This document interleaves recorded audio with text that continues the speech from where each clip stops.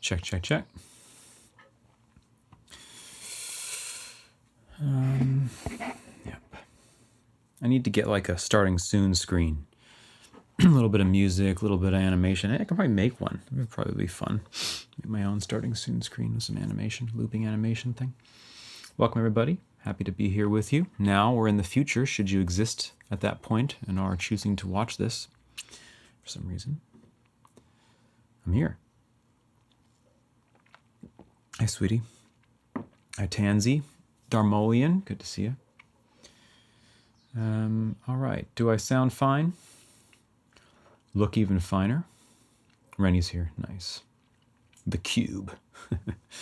Welcome. Thank you, hope you're well too. Good to see you. Oh, I need to turn this on. Get a little bit of light. Yeah. Maybe that's worse.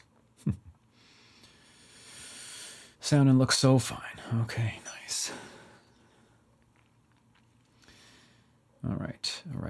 So today I'm working on some fusion stuff, maybe 2 different tracks. We'll have to see how far I get in one before I get bored of it. I'm trying to finish these, like they're 98% done. More?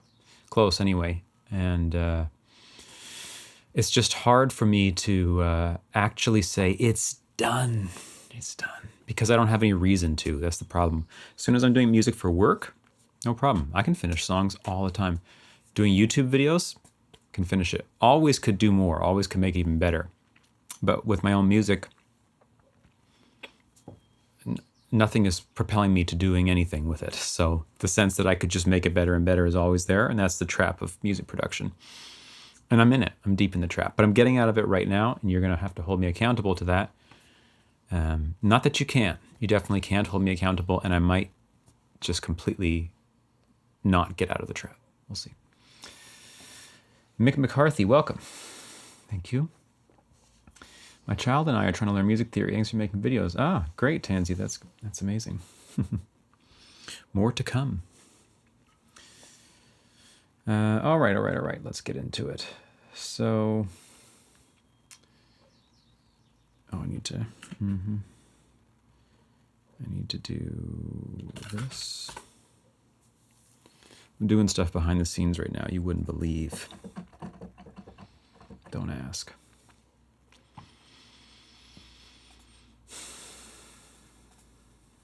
Okay, so this first track is one that I'm doing, have been doing for like, I don't know, it must be almost like 2 years since I started this. I don't even want to look, it's scary.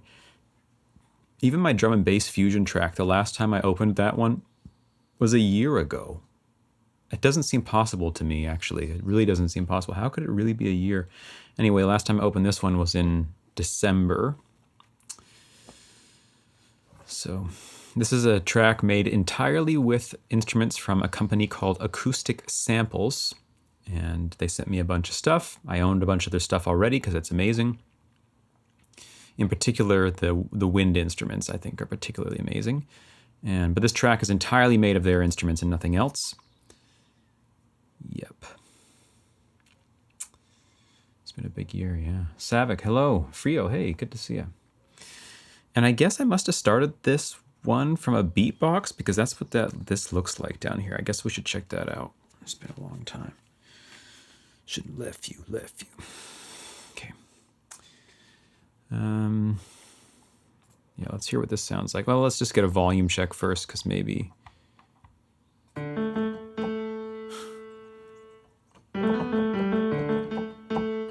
It's almost bedtime, yeah, it's okay. You can hear that? Yep, you can. Me too. Both of us can hear that. You and me both. Okay, so here's, maybe this is the initial beatbox that I did for this. Let's find out. No? What is this? Oh, this is like a mix reference. I shouldn't play that. It's probably like an actual professional track that I was using to mix with this at some point. Don't want to get the copyright gods after me. Okay, so no, I didn't do a beatbox with this. I just started it. And how does it start? It starts like this.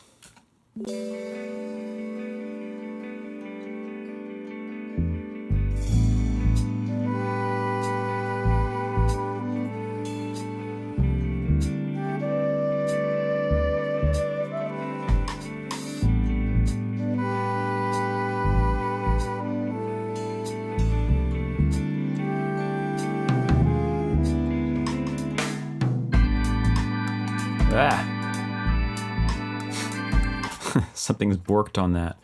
And it's not supposed to be so in your face. Everything is weird. Yeah, like everything feels quiet to me, and this mix sounds right at this moment, but this...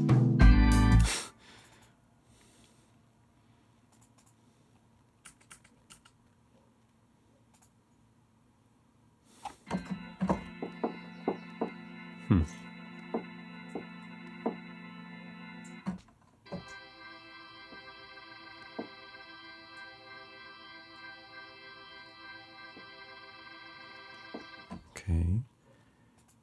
Why is it so bright?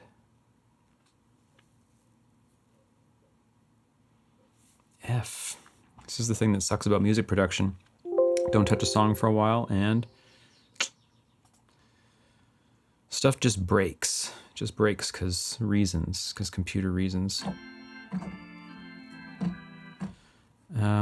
Gosh. I don't even know what I had this on before, and how will I have to like go back and look at a old YouTube video.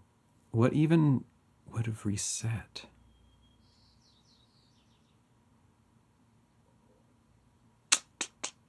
Sorry, just give me 1 sec, because this is kind of essential to solve.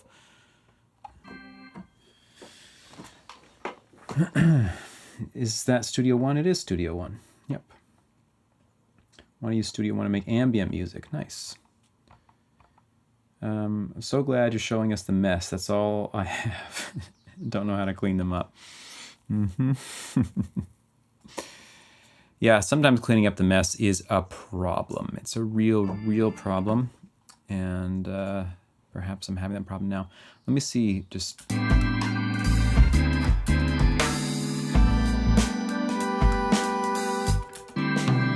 F, why? Why? That's so annoying. I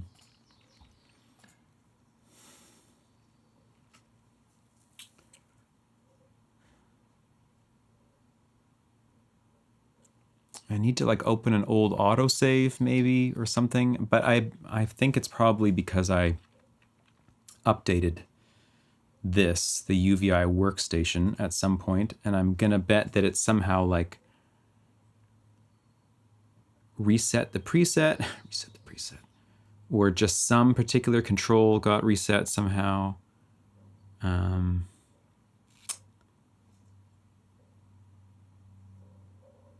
Huh.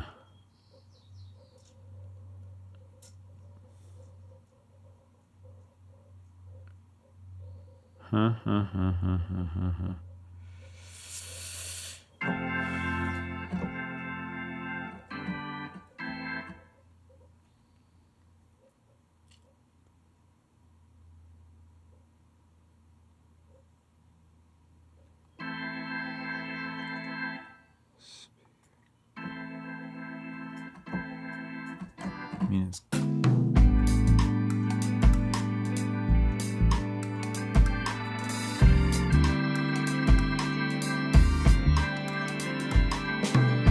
Is it just volume? Is that all the problem is the volume, or is it the tone too? I can't even remember what the original... I think I probably have a bounce of the original. I can check real quick.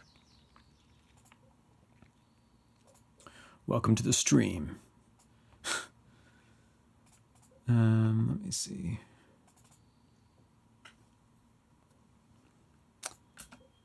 So this is a bounce.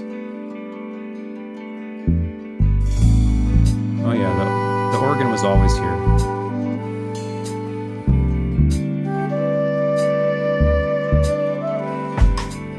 As we'll hear right now. It's just way quieter.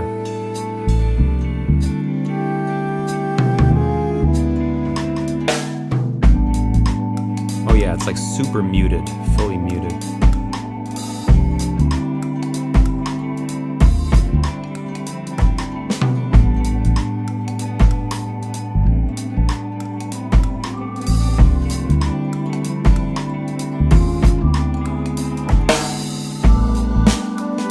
Yeah, I really like that sound. It's probably a preset in here, and I'm just betting that the whole thing got reset.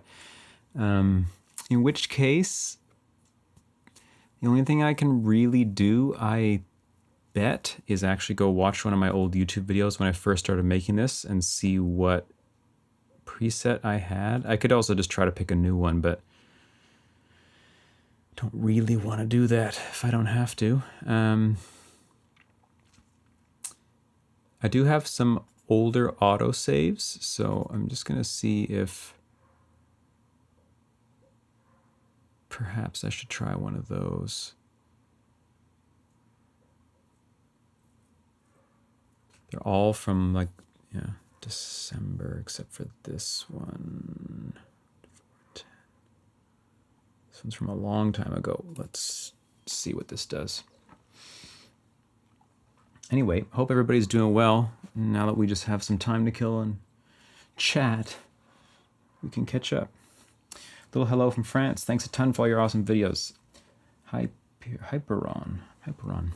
Nice to have you here, Hyperon. My pleasure. Glad you like them. Yep. Music production makes everything possible and also makes it really difficult. Although, probably if I wanted to make this music otherwise, I would need to, you know, like find 10 band members and arrange rehearsals, and it's probably a lot more difficult than dealing with these technical problems.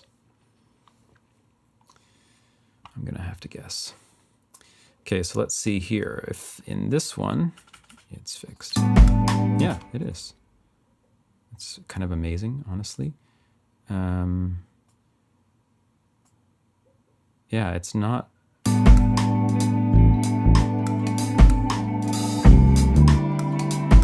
It's not like a preset loaded here or anything. So what I'm gonna do is, I wonder if it's as simple as this. Can I literally just do this, switch over to this one, and paste? Yes. It's hard to believe.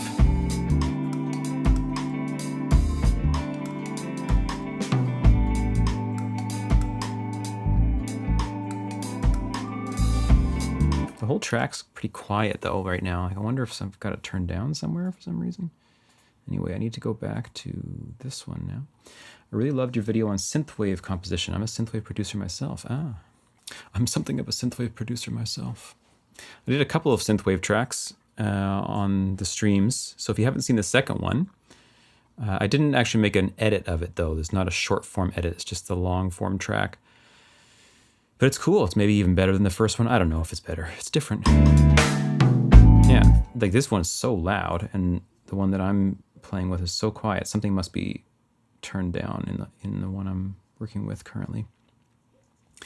Anyway, let's close this. And is this really? Let me just think. Am I actually on the latest version?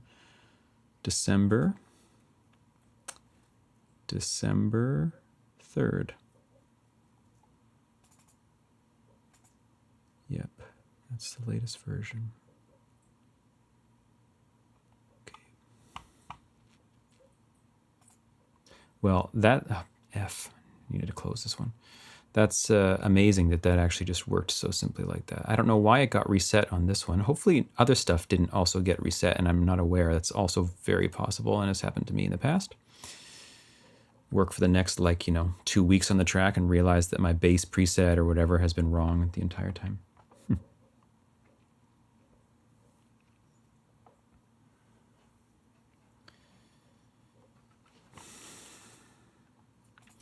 Okay, so it still works. Yes. Volume is low because, why? This? I mean, I have this turned up, so it must be actually turned up. Like I must have done it at some point correctly. So how come it is ending up so quiet? Well, we're just gonna have to see, I guess, what happens when it gets to the loud section. All right. Let's start it again.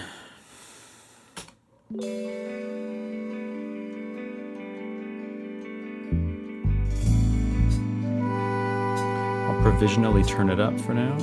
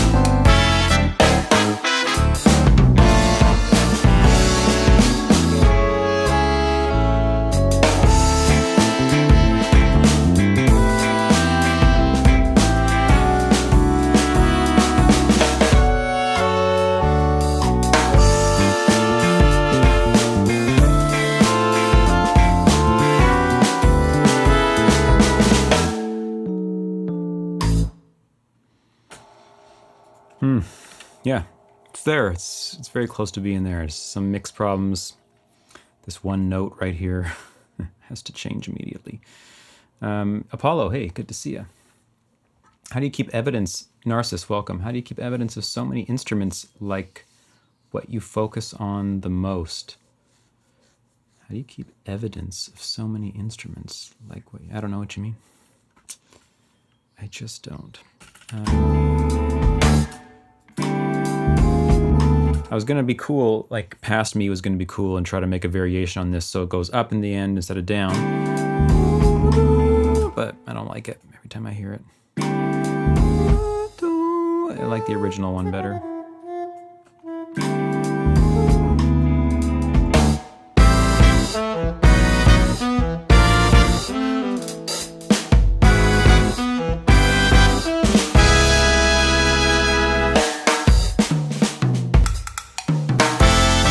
My CPU is peaking occasionally. That often happens from Fresh Air, the plugin, which is kind of a bummer. I don't know if that's the case here. I won't say that, but often that plugin just like randomly CPU spikes and I don't know why.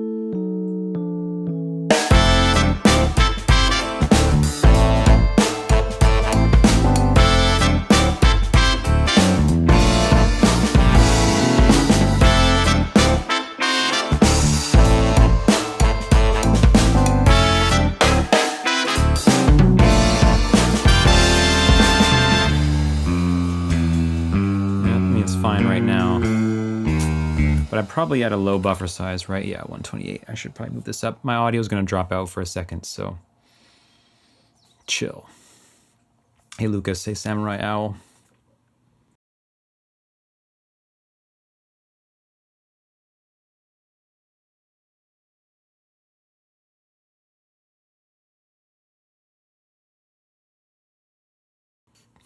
Check.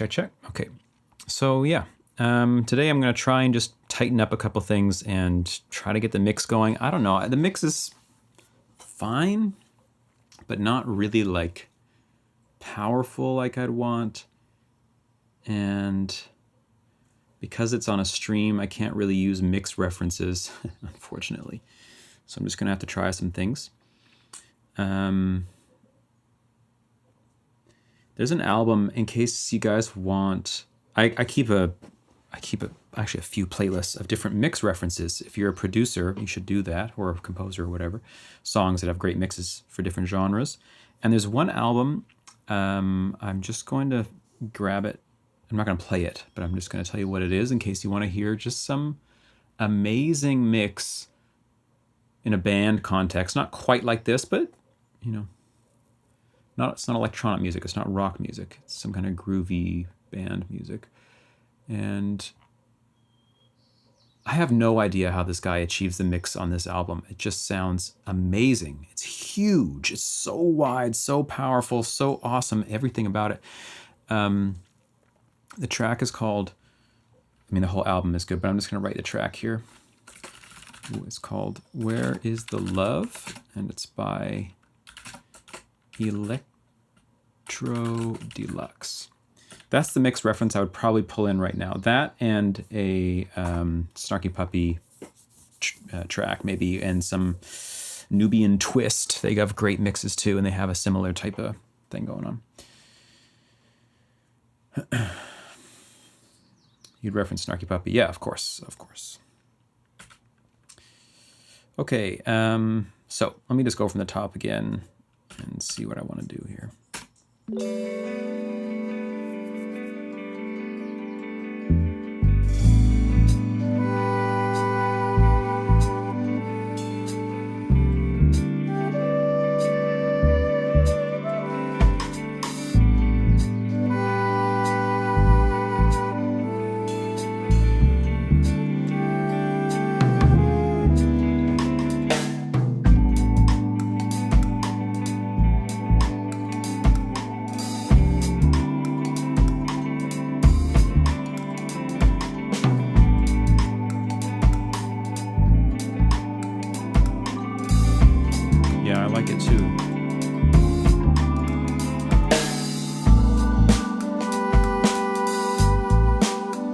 Should I drop the 1 on the kick here? You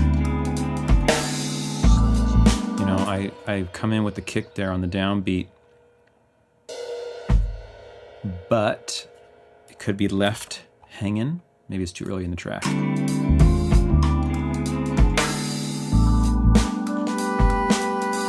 Yeah, I think I gotta keep it.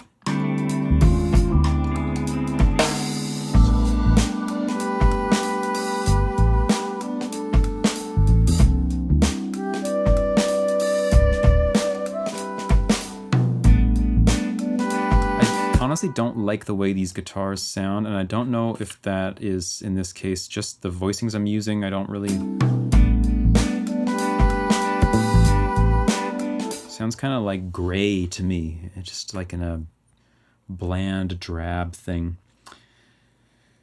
It's like you're getting into it with the kick, yeah.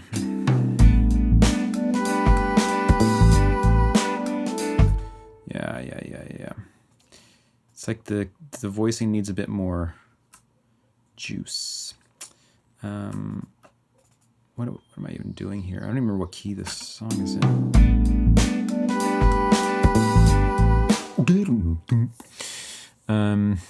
Right, so I'm sort of, I see.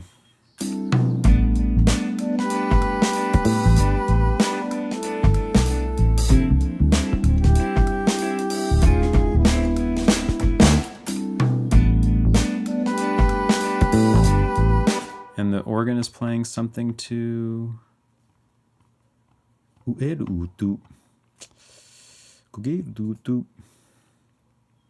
Oh no, not the organ. Somebody's playing something behind this part. Oh, the Rhodes? Yeah. A, G, B, D. Okay, so my question is, what if one of the guitars is playing B and D and one of the guitars is playing G and B?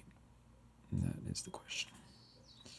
So like if we just pulled all of this down to this and this to this. I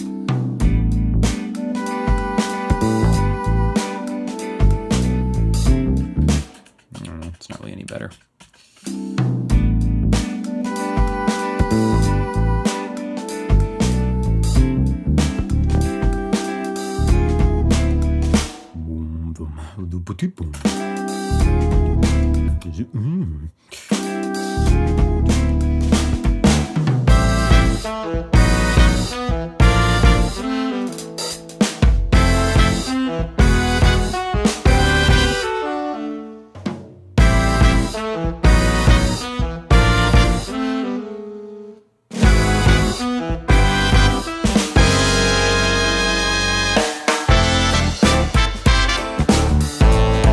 Yeah, like this is just not really... It's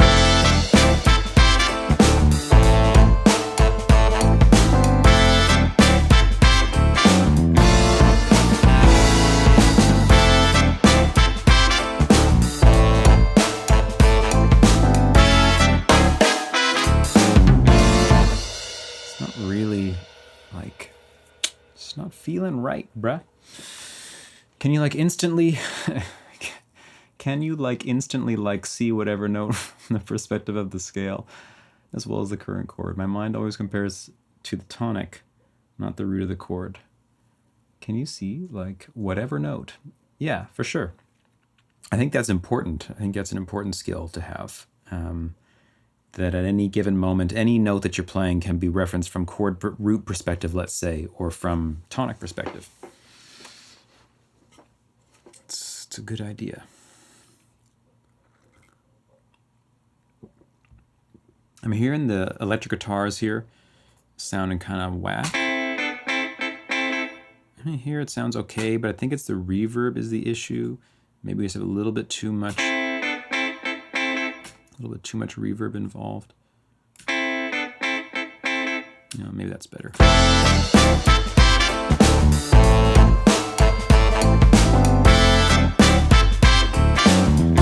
And what about the reverb on the on the tumpies?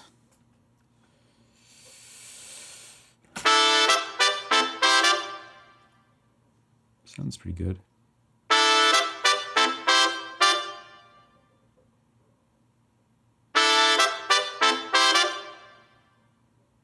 And you can just do that and differentiate the two, no problem.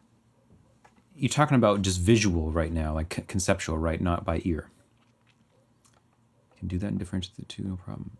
Yeah, I mean, if I'm understanding you correctly, if this is in A, and I don't have a chord sound on right now, but anyway, here actually, if this song is in, oh, you're talking about by ear. Oh, you said C. Can you like instantly like C whatever note? So you're saying, okay, can I hear any given note from the chord perspective? Sure. Yeah, I think that's also fine.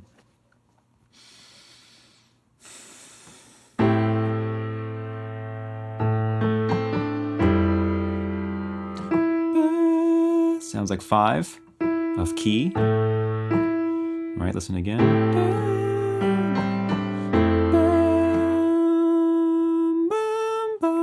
Or sounds like 7.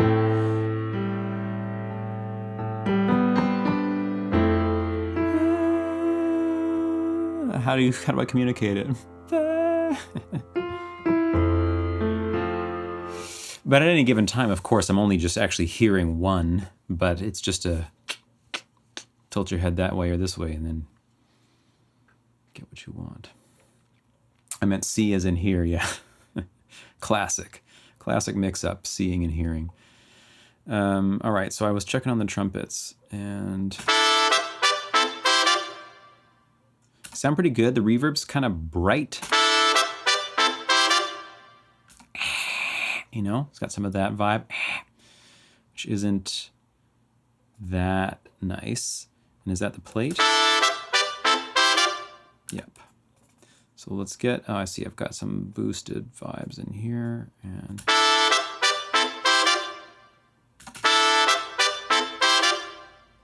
yeah, it's already a little bit better.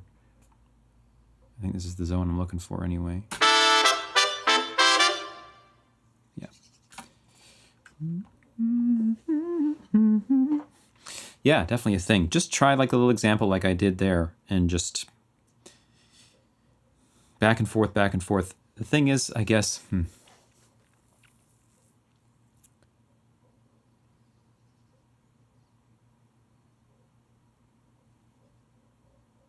I don't know. I guess the place where it happens most is when I'm either composing something or improvising something and playing through some chords and the melody.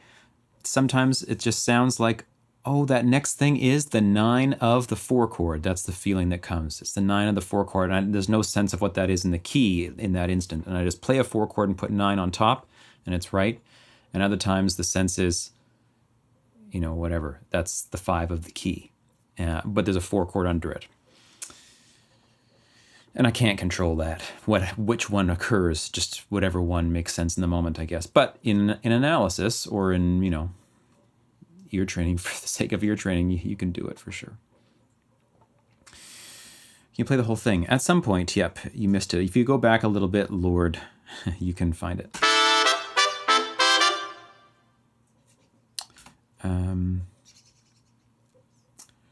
Okay, so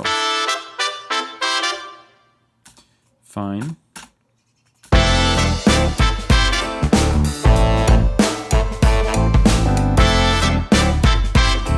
This kick, I keep struggling with the kick because it's really like boomy and big, and there's no way to change it in this plugin. And if you weren't here for the start of the stream, I'm using a particular set of plugins provided to me from a company called Acoustic Samples, and in their drum thing, which is somewhere here.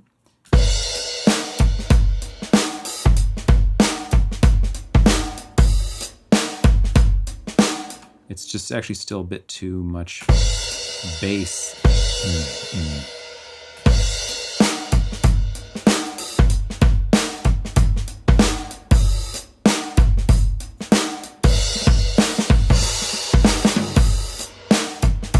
Arturia has a new plugin out that I would love to try called Mix Drums. And it's like a set of parallel processing tools that apparently you apply to drum buses or individual drums, I guess, and based off some workflow of a certain mix engineer, and looks really cool.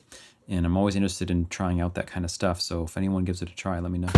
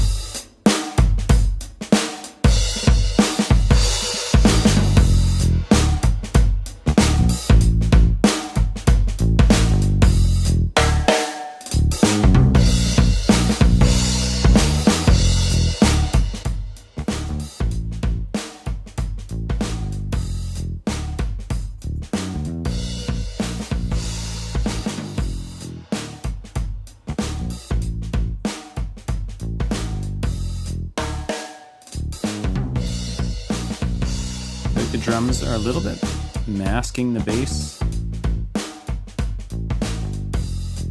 Might just be a kick thing.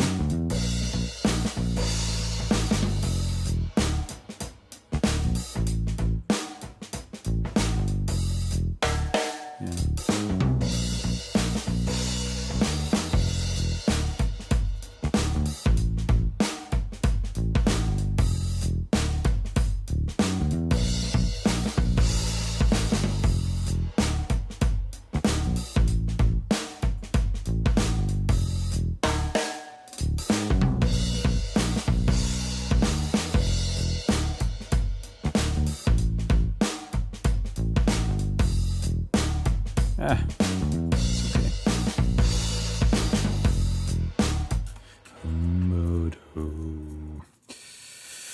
All right.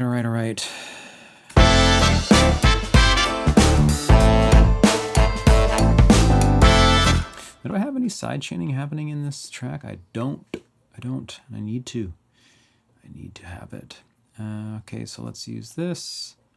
And the input for the side chain is going to be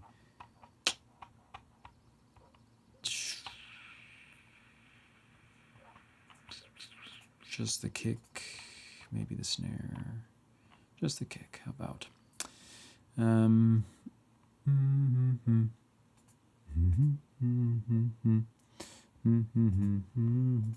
Okay, so here.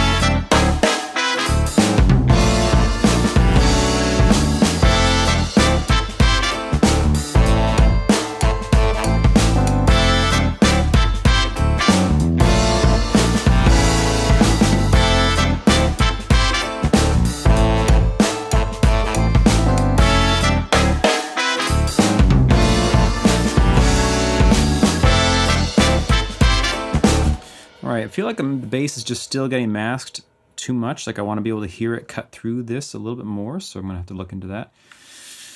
Do you have a PC, or I assume that's a Mac? I got a PC. I have a Mac laptop, and I used to be on Mac for a long time on my music computer as well. Mac, and then Hackintosh, and then full PC, because it is upgradable and cheaper.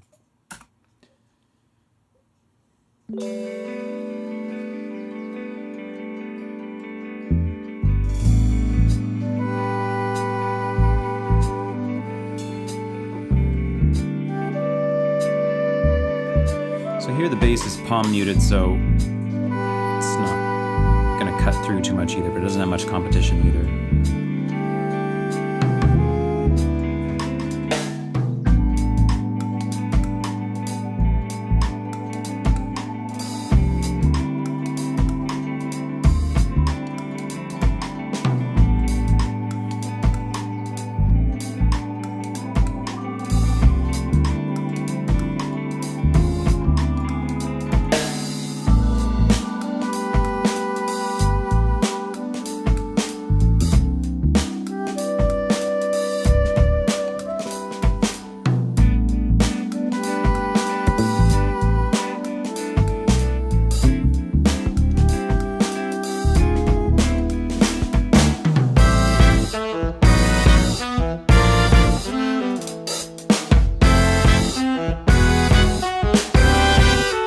Is it that the trumpets need to be louder or something? I know I was listening for the bass and then I just got sidetracked.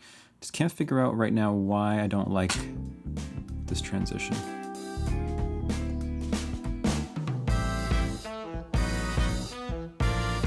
Yeah, maybe they do need to be louder.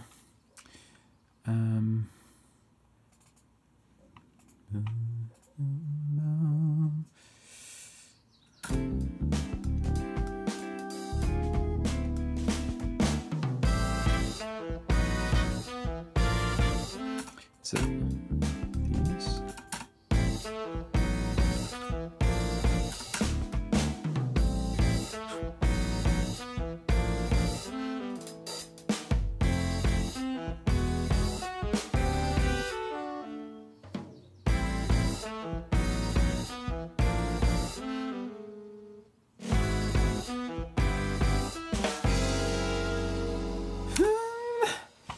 All right.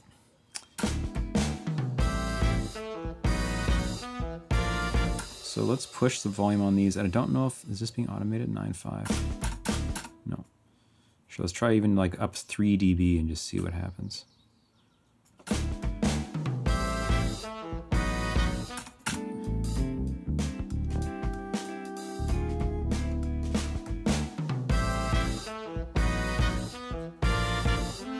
Feels fine. Happens to me a lot. I'm too conservative a lot of the time in pushing the volume up on certain instruments. And then I find out, I just say, well, what if I not put it up like 0.5, but put it up like 3 dB like this and just see, is it actually like way too loud? And it turns out, no, it's still fine. In fact, I might even push it up higher, but somehow, I don't know, something in my mind when I'm first mixing it feels like, oh, it can't be louder than that. No, it can be louder.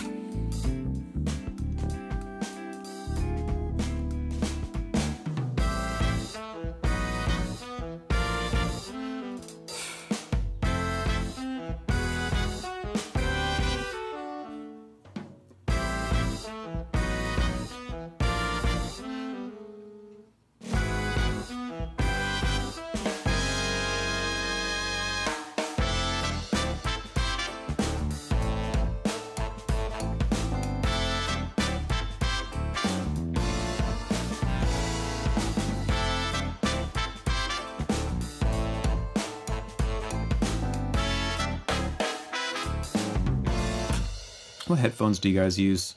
Anyone who produces out there? I've had these headphones, Sennheiser HD650s, for like, I don't even know, 15 years more maybe.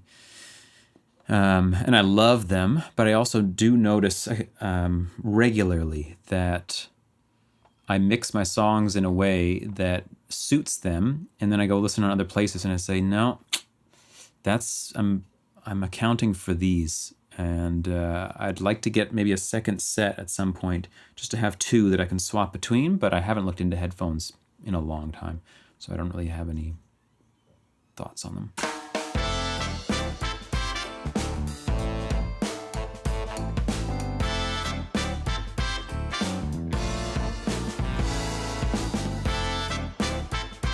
Now, maybe they're a bit loud, I don't know.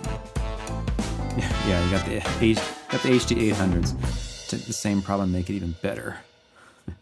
I actually don't know. I've never heard them before. Maybe they don't have the same issues.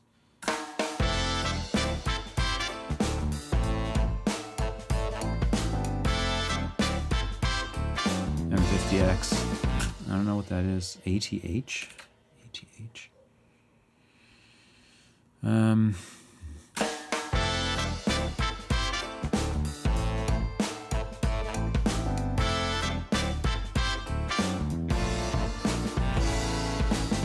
Oh, audio. Yeah. I'm going to try, well, what do I have going on? Do I already have a, yeah, okay.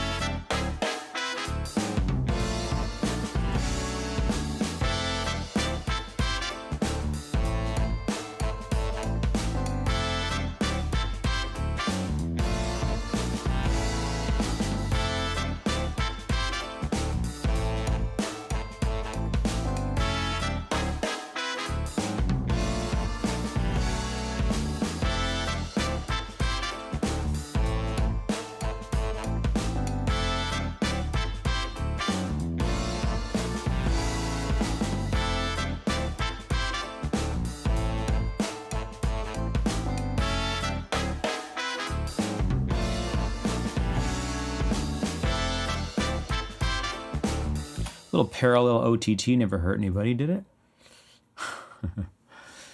Still use HD650 all the time, but it's hard to accurately hear the low end. That's exactly the problem.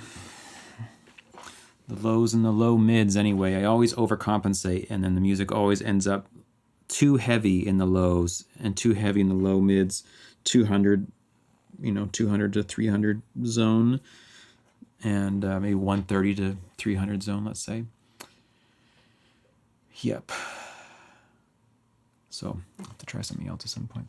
SonarWorks plugin. Yeah, I actually do have SonarWorks, Shiva. Thank you. And a good thing to remind me, because I haven't been using it for a long time because reasons.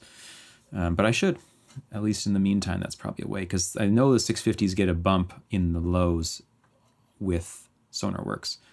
And that would probably cure some of my issue of being like, it's not good enough bass, bro. Speaking of bass, I was trying to EQ some stuff to get the bass sounding better, so let's see if we can do that.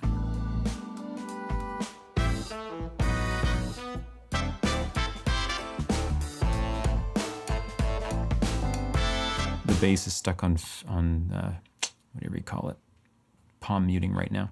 I'm going to bring the volume back up again. Watch yourself.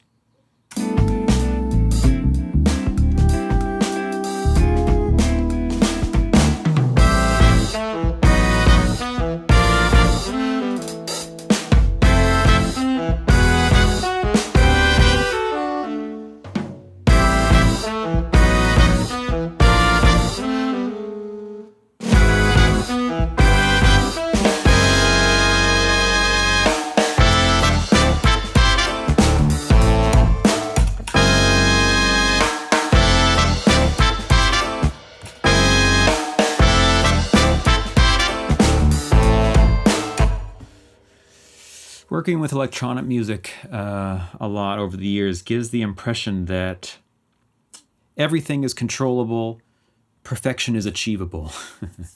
And I don't know that acoustic engineers have the same thought about every single moment of every single track that electronic producers do. Probably not, because the things just played what they played and sound like what they sound. But when I hear the start of this chorus, let's call it, it doesn't have enough bang, explosion, brightness, power. And if this was an electronic track, I'd be layering in cymbals or a bright chord stab or all sorts of stuff. Here, I have to actually change the arrangement if I'm going to get more brightness out of it. Just saw Mama Turkey outside. Nice. That's great. In the front.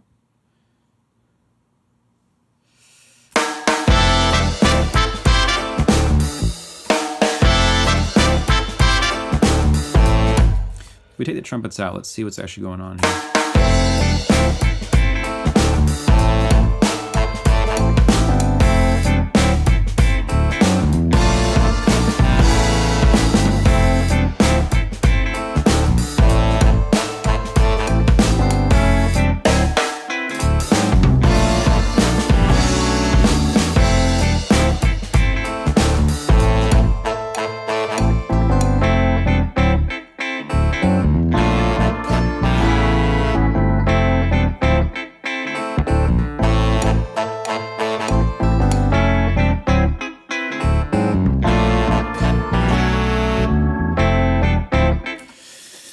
So the organ is doing a lot of heavy lifting in this track for stereo width, and these short little stabs maybe aren't providing enough wah, you know, whereas like this. It's also, of course, in a whole different register and the whole deal, but the acoustic guitar is also not playing on these hits.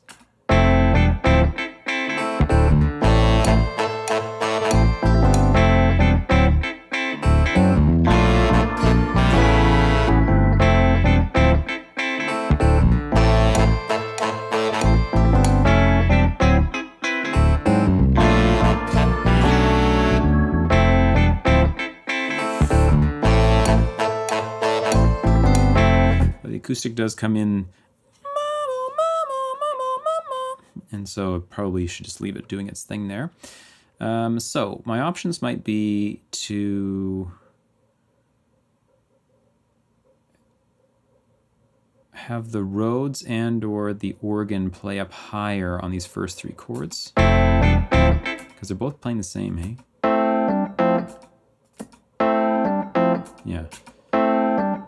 So it's sort of like Rhodes is centered, relatively speaking, and the organ is wide, but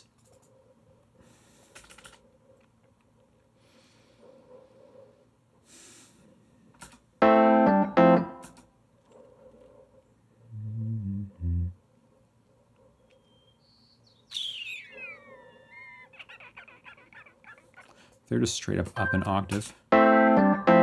It's already sort of like brighter. If they was just doubled in 2 octaves.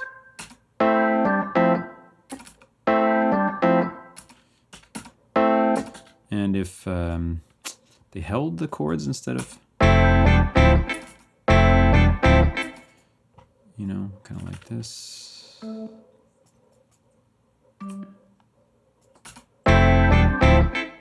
Now the middle one's got to be short.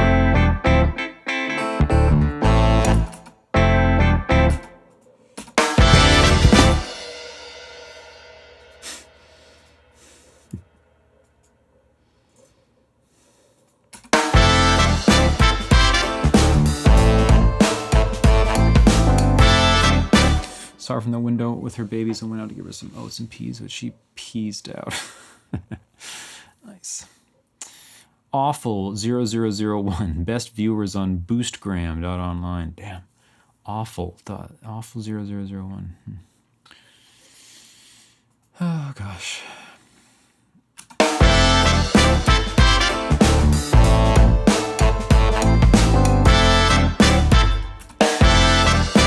Yeah, I mean, I think that does make an improvement. I'm just going to do a quick A-B with the top octave off.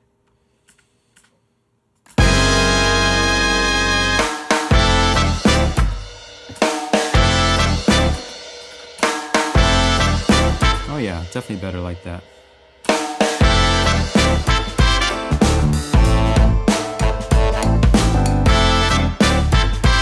So I'll have to do that here as well.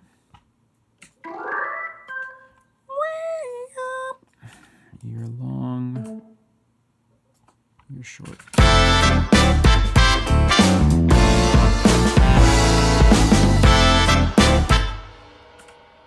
Ba-ba-dee. This is the problem now. And we're going to stay in the same register instead of changing, but you know.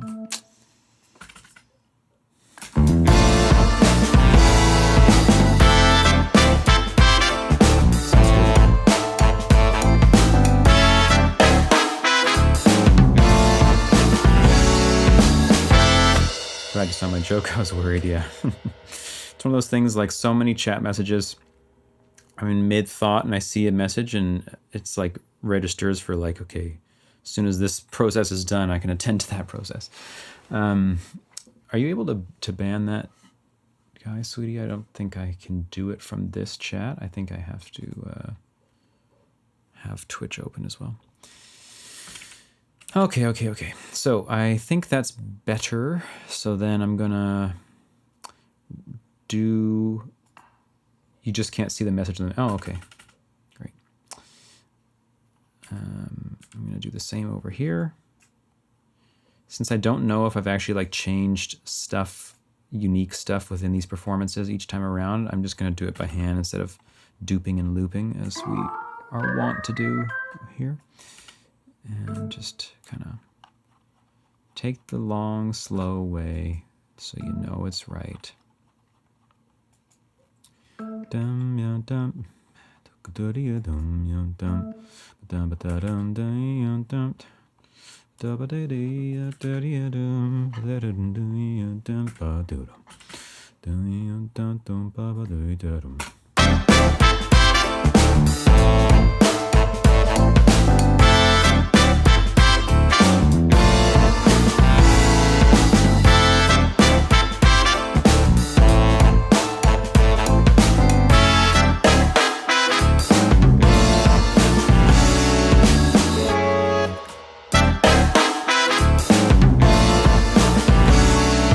So now here's an example of where the bass is getting masked and you can't really hear.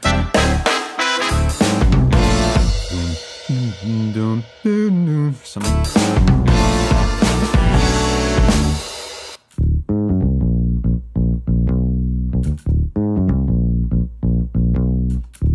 A lot of sub in that bass, probably too much.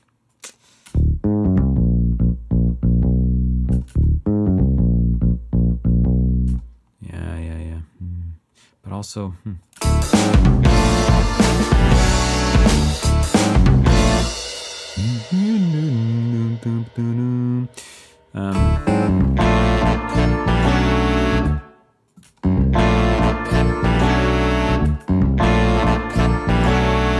just wondering who's masking him the most. Probably the Rhodes is definitely a contender.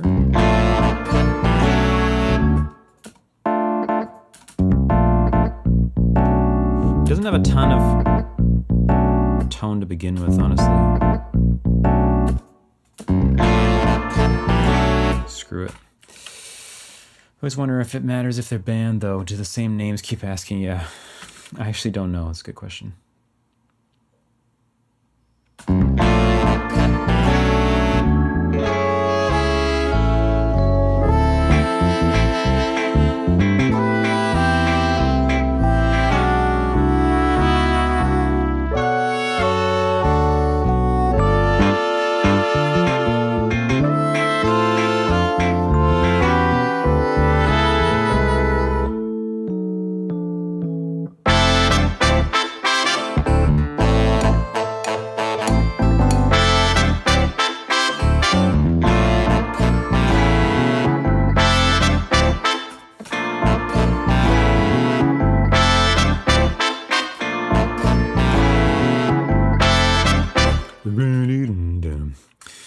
Hey Blood, add some drive in the 3.5K. I don't know that this bass even really has much presence in there because so many other instruments are living there right now, like all the horns and guitars and stuff kind of exist in that zone.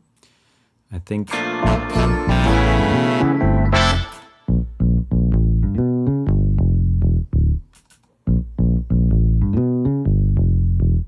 don't really like the way it sounds, honestly, in general. I need to deal with that at some point.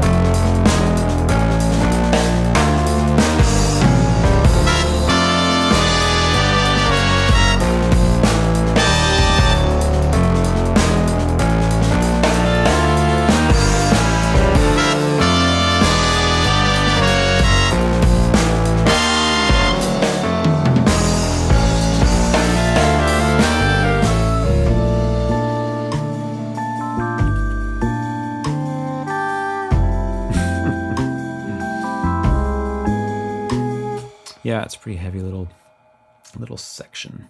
Sounds like Syriac? Syriac. Never heard of Syriac. Hello, Anakin. I'll have to check them out if they sound like that.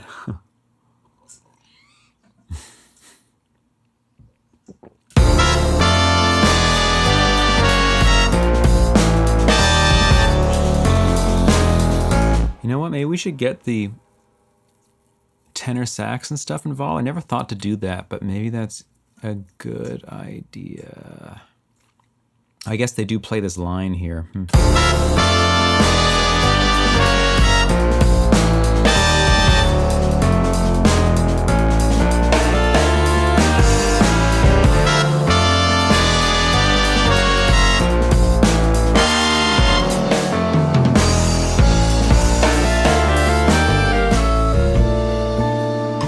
I'm just curious what it would sound like if I did put it there. You were just listening to Nowhere before this. Yeah, it's kind of in the Nowhere world, isn't it?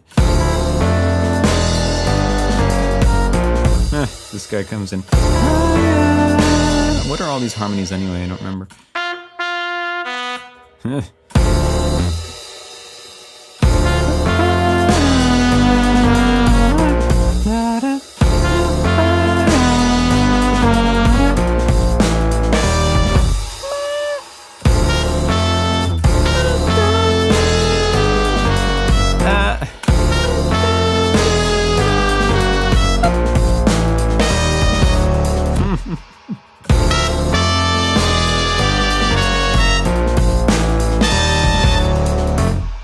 Screaming. He could probably like parallel process the trumpets, hey, and like, let's just try it just for ridiculous sake. Maybe I'll just do it in line like this. I don't know what I would use. Saturn, maybe. Saturn.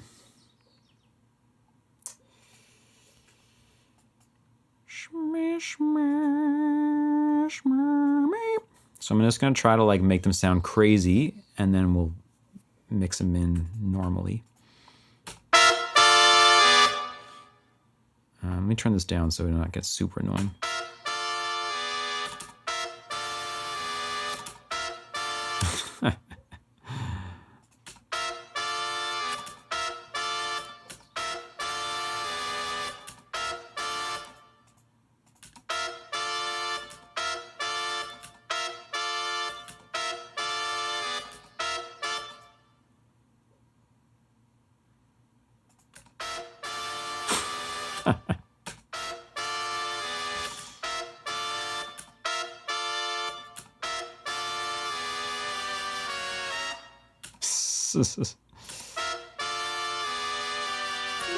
I'm just trying to hear what the most pleasing type of distortion is on this.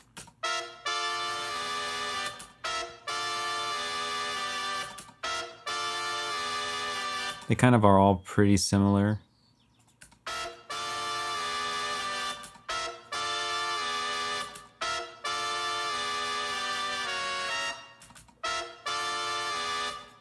Like tape versus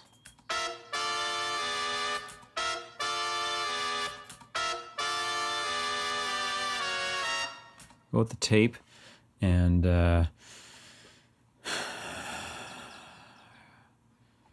get rid of the lows in the plugin. Like, is that a thing?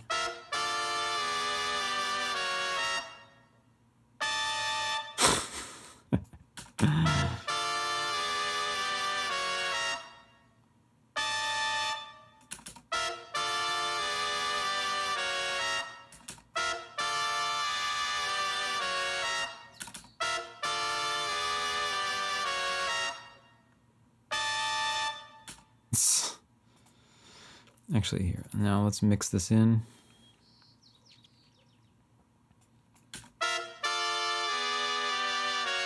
Song cray, yeah, it is cray.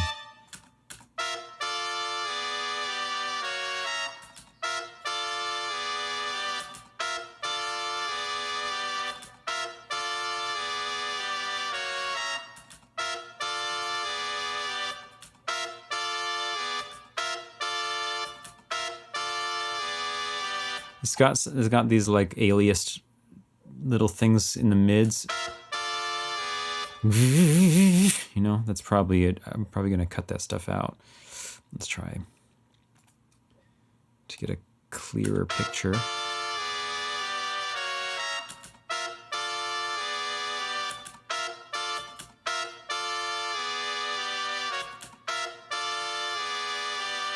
Just gonna see how far I can push Saturn before it sounds stupid, which maybe we're already there. That's got to be the farthest. Or he sounds too distorted.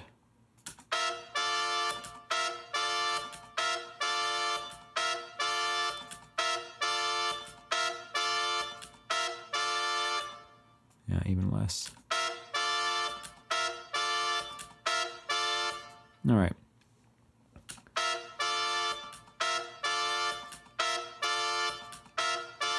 Also ends up sounding a bit quiet. You've been drinking a tea? Yeah, I have actually. Thanks, sweetie. But I'll drink some more.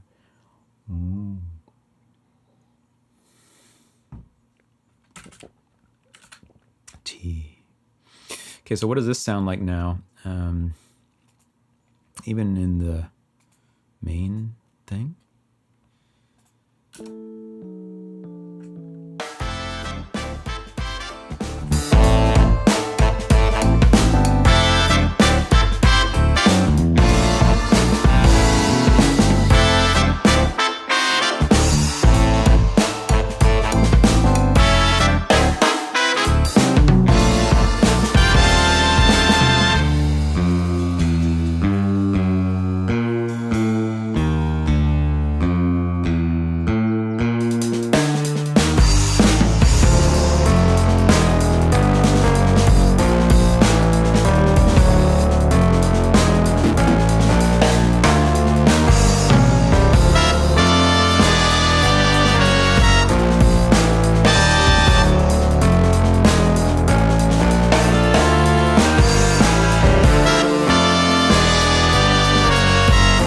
Yeah, I mean, it doesn't sound like it's too much, I don't think.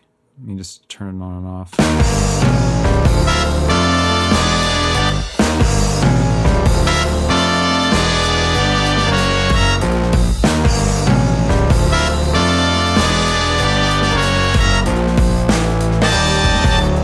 don't even know if it's necessary, though.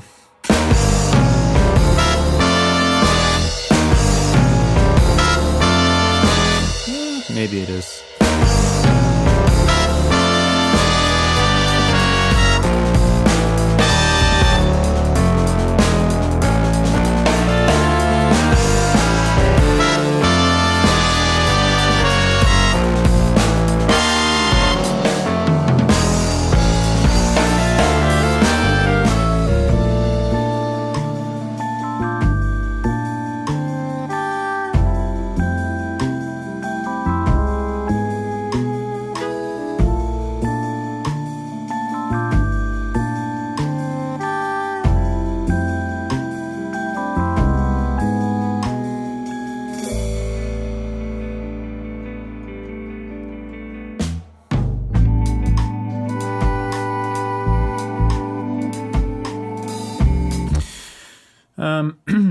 Ever think of a trombone instead of those trumpets? I don't know that Acoustic Samples has a trombone. Actually. Maybe they do. I don't think so, though. So that's probably why. Should I go from Ableton to Studio One for mixing and mastering live kills my CPU? No DAW is going to be any better for that, honestly, in terms of your CPU usage. It's just the plugins that you're using compared to the CPU that you've got. So, should you go to Studio One? Yeah, in general. I don't know. Maybe you should, maybe you shouldn't. My brother is calling me. Sorry, bro. No trombone travesty, seriously.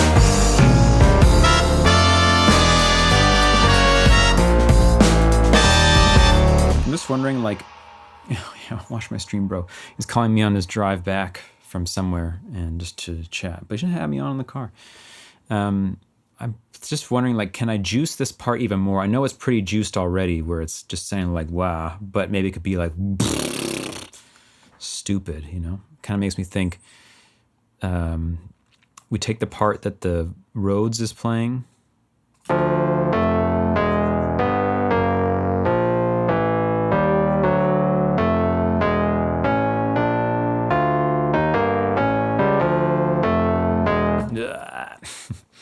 Is your bro also a musician? Yes and no. He was a drummer. He was a drummer in my band and our band when we were growing up, and he still produces on and off.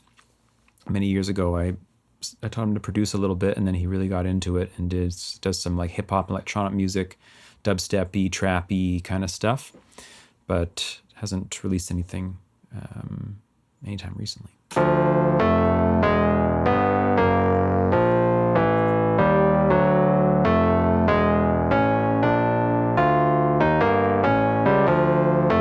The Konyi musical dynasty, yeah, two people strong. My grandma Konyi, she also plays some piano. I go over to her place, and she only ever... Oh, can YouTube still see me? My thing says that you probably can't, but we'll see. My grandma learned piano purely from reading sheet music and has never tried to improvise anything or whatever, do anything by ear. And so when I go over there and play anything, literally anything, without sheet music, just make something up or play something by ear or whatever, she just is like, oh my God, you must be the only person in the world who can do this. You're an absolute genius. That's basically what she tells me every time. It's true. That is true, but she doesn't have to say it. So yeah, I'm thinking if we were to take this part, yeah, so true. Take this part and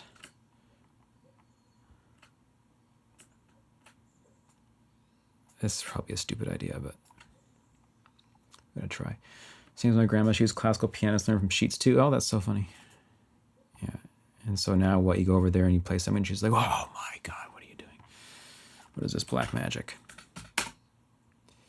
Is this too low or what? It's too low. It's all too low. This is not going to work.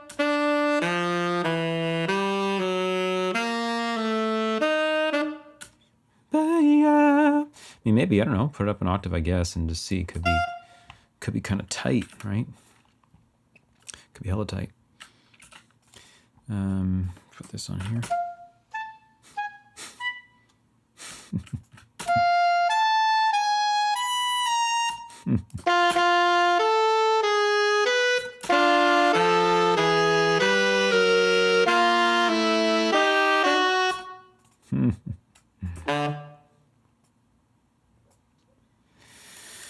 She always tries to get me to learn to read, but she doesn't get I'm a jazz musician. Oh gosh, I'm supposed to be illiterate.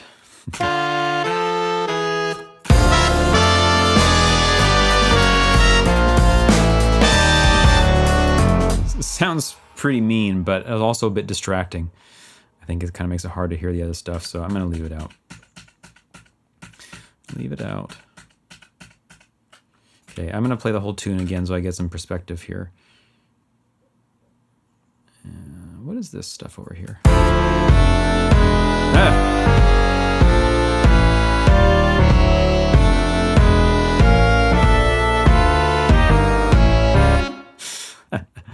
When I had it all harmonized. A little bit overkill.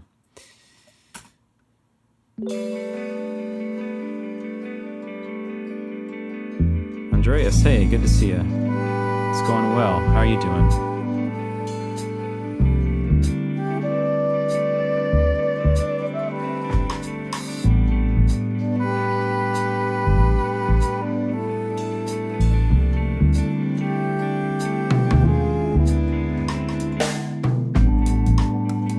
No, I don't publish the original stuff. I'll publish this somewhere when it's done, for sure. I have my SoundCloud, but that's all there is. I don't take releasing music very seriously. Yeah, exactly.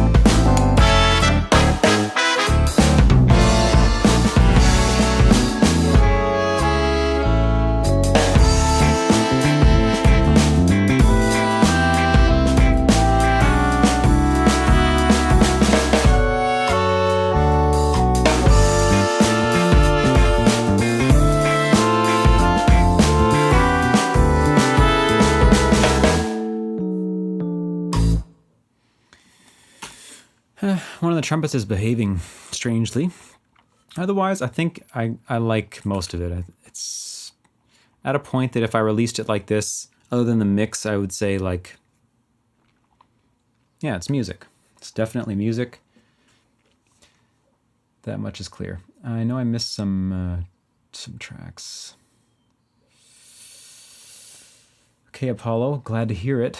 Definitely have a good time making a banger. I know how that goes. Andrea says, I wish I knew jazz theory. I'm trying to do some Alan Holdsworth level madness. Okay. Raphael, welcome. Did you program the drums? Of course, of course. You live in Spain, Apollo. I didn't know that. Thanks, sweetie. How'd you like it? How long did it take you to make all this? I don't know. Definitely took a few streams. It's all recorded, so it's all on YouTube. I will put it in a playlist at some point, maybe after today, if this is the last session. And then I just need to like bounce this, listen to it in the car, listen to it in the headphones, blah, blah, blah, for the next 5 weeks until I'm satisfied. And then I'll release it somehow. I'm going to do a video, something about can you make jazz fusion with virtual instruments?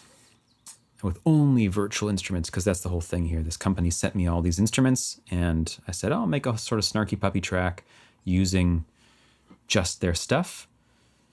Got to make an album of all these newer songs. Yeah, I know. I've got a plan for that. I have a loose plan mentally to work on some of these into some kind of EP or album or something. I need to make this. And the ones that I'm writing on guitar right now, I've got 3 songs on guitar that are all coming along pretty well. And I also want to record them as a blueprint to do a full band arrangement and have guitar, solo guitar versions, and then the full band versions as well, quote unquote band. Cloud Castle. It's my objective to get that snarky puppy sound. I love that big band modern fusion sound. Yeah, man, me too. Me too. You need to listen to Nubian Twist if you haven't, by the way. Yeah, Chris, do you mean the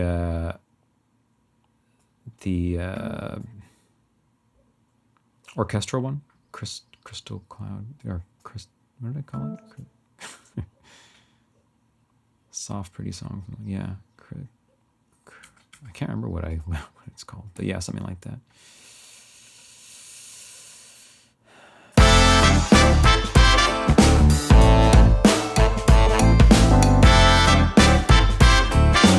Nubian Twist, yeah. From the UK. Also big group of music university jazz guys and gals getting together, doing some bangers, absolute bangers. Really. Different than Snarky Puppy, but in that world for sure. Also Ghost Note. Do you know Ghost Note?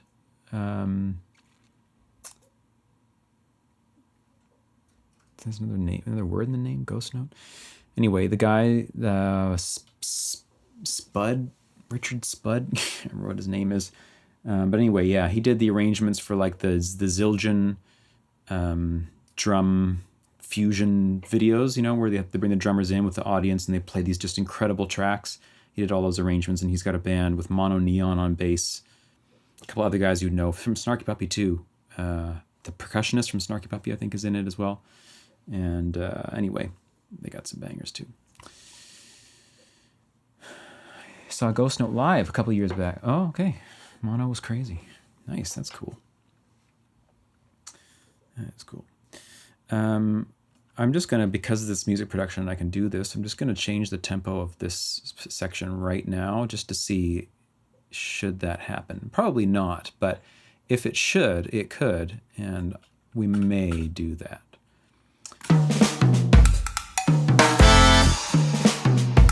I've got a stray hi-hat in there as well that ain't nobody trying to hear that. Where is that thing? This thing. Why is that there?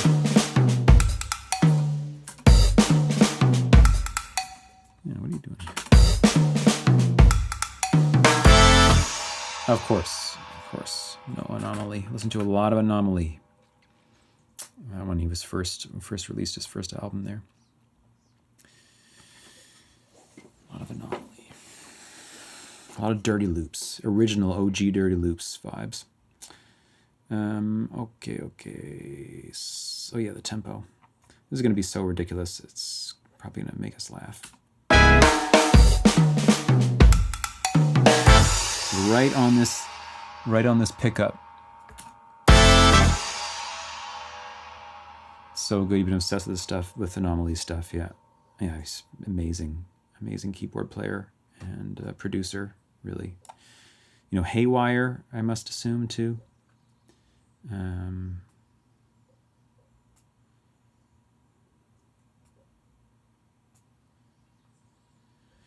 Do you suggest in order to advance in the Sonofield app to master level difficulty on say level 4, sit with each degree in free play for a while?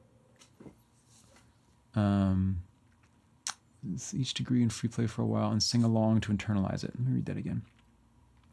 Do you suggest in order to advance in Sonofield to master level difficulty on say level 4, I sit with each degree in free play? Oh yeah, absolutely, Andreas. That is the number one thing to do, and it needs to be made much more clear in the app, which is what we're actually working on right now to do that. But really, the levels of the path in Sonofield are more like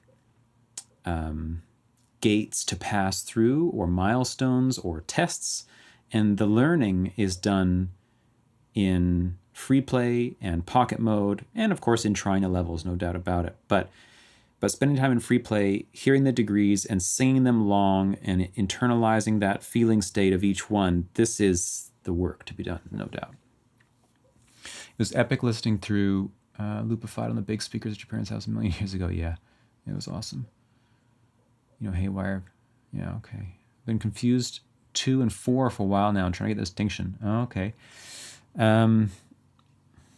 See what I can say to help you with that.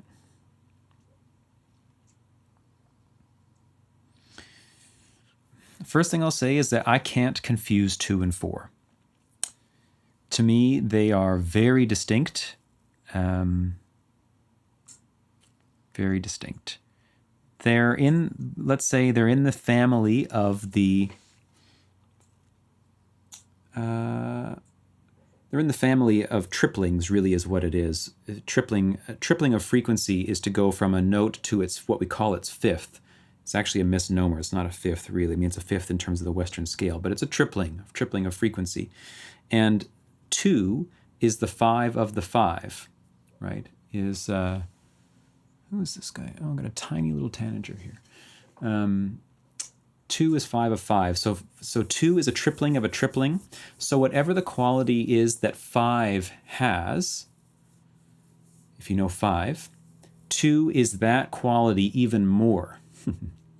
Really. Let me play it on drums for you so you can hear what a 9 sounds like. There's this is 1, and this is 5. It has that thing. This is that thing again. It's like a fractal level of this feeling state. This one is it, but even more. Whereas 4 is also in that world, but it's a dividing by 3. 4 is the generating tone of 1. 4 is the generating tone of 1. That's what it feels like. So if you play 4 beneath 1, you realize that 4, as my teacher would have said, 4 is the mother of 1. And in the harmonic series of 1, 4 never occurs. But in the harmonic series of 4, 1 occurs, what we're calling 1, C in this case, occurs right away. So there's something about hearing 4 has a quality of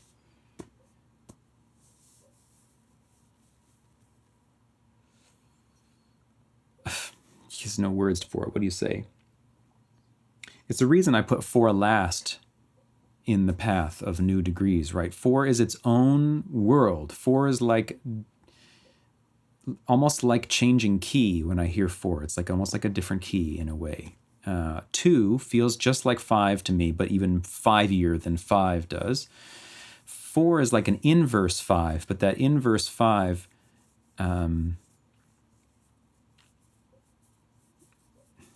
is the mother of 1, is the generator of 1.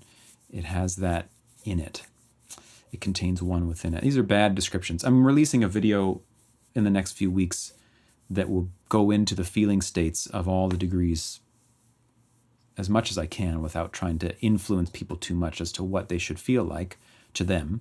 But maybe that's something of interest to you. Interesting, 2 is the quality of 5, but even more. Yeah, you should really listen for that. To all of the triplings have this quality, and the quintuplings have another quality. The circle, the sonal field circle, doesn't show the difference between quintuplings and triplings, but that's how the ear actually perceives these things. So a quintupling is like 3. It's that roly-poly, juicy quality that thirds and sixths have, whereas the clean, pure, pristine, sterile almost, edgy, crystalline thing, that's the tripling thing. 5s and 2s and 4s and 1 all have this quality, and then the other quality of the juicy, messy, emotional, roly-poly stuff is when quintuplings are involved, quintupling of a frequency. So if you have 100 hertz and you quintuple that, 500 hertz, that would be the third, major third, of that 1 of 100 hertz. And quintuplings produce that relationship, 5-to-1 relationship or 5-to-4 relationship, that feels like that. Which doesn't have that pure, sterile quality that 5 and 2 and 4 all have, this thing. Right? It doesn't have that. It's got this stuff. These are all degrees that have quintuplings in them.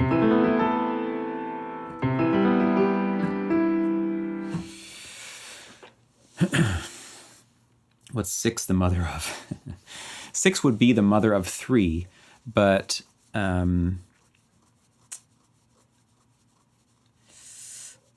yep.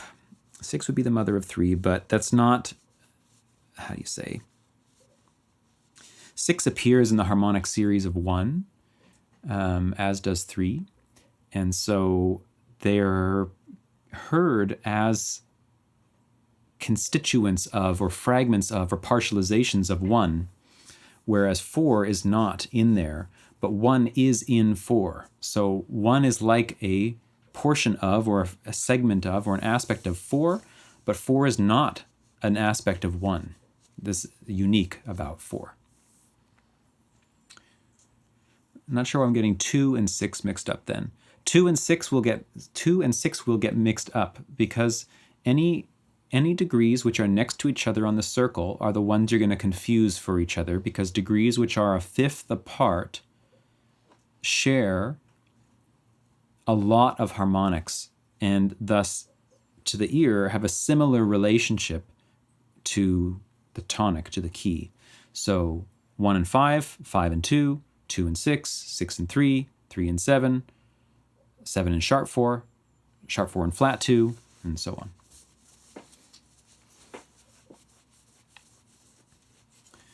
Yep. I'll keep singing free play and meditating with it. Absolutely.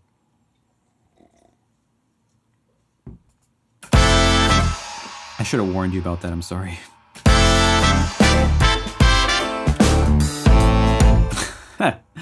All right, let's hear what that's like.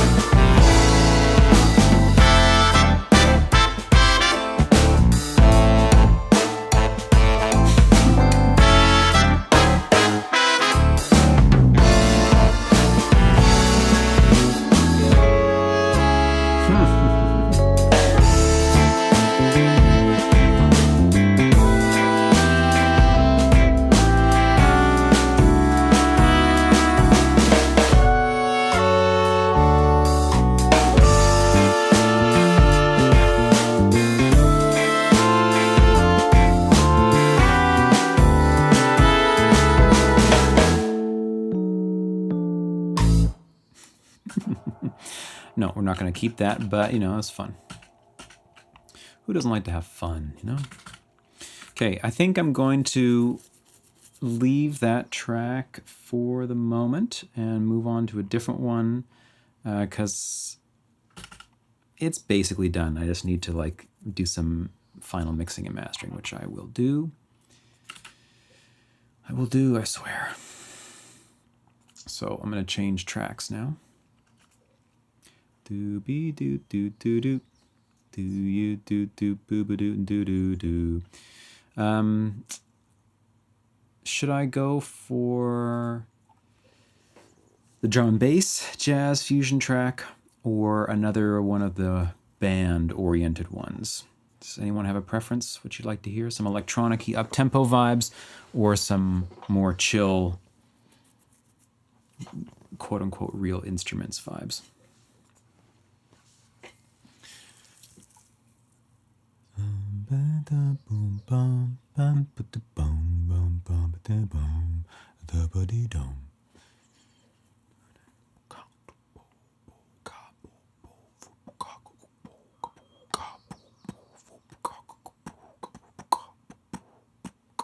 Down with both. D&B. I was going to do D&B anyway, so let's do that. Let's do that. You haven't heard the D&B one? You must have. I was working on it a bunch a while ago.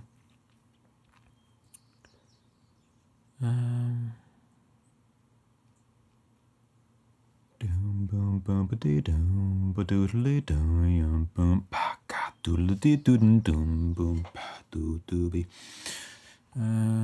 me see where it's at.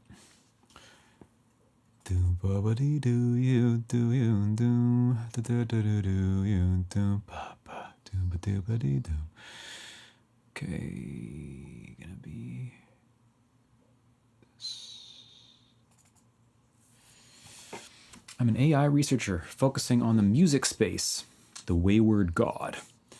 And I've been watching you for a while and love what you do. What would you want to see in a conversational production co-pilot for interacting with DAWs? Conducting a survey on the stream for free. Well, in this case, having a conversational co-pilot for DAW control, I could be down with that if it would, if it's something that I can just type to when I'm setting it up or speak to even better and get it to make tracks for me and set up buses and, you know, do all this kind of thing.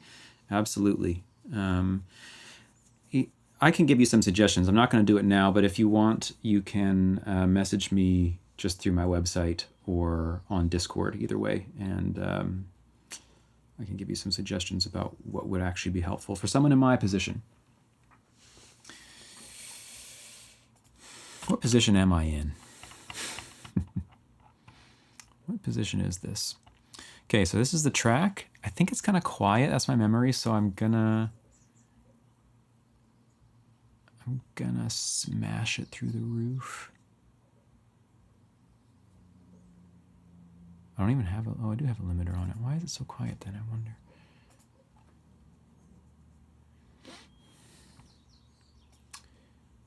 Okay, sitting. Here we go then, I think.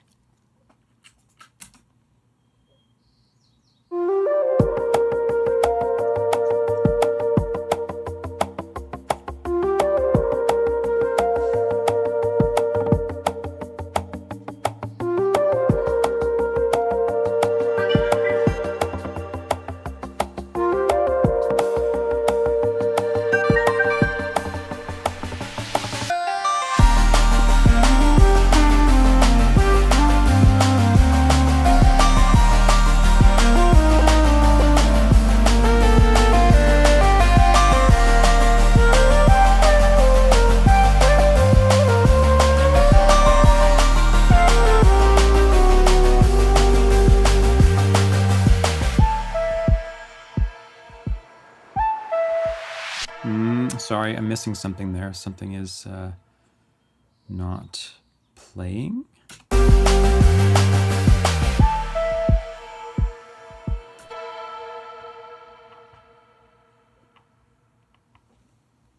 this is not playing. I could tell something was missing. Yeah. What are you doing? Why are you not doing it?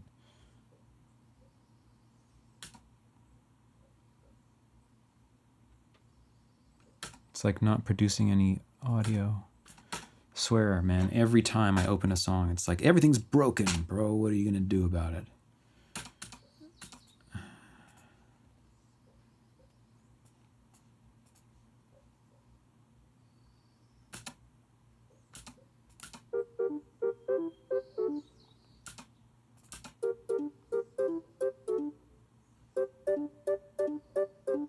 Just have to finish them faster, yeah.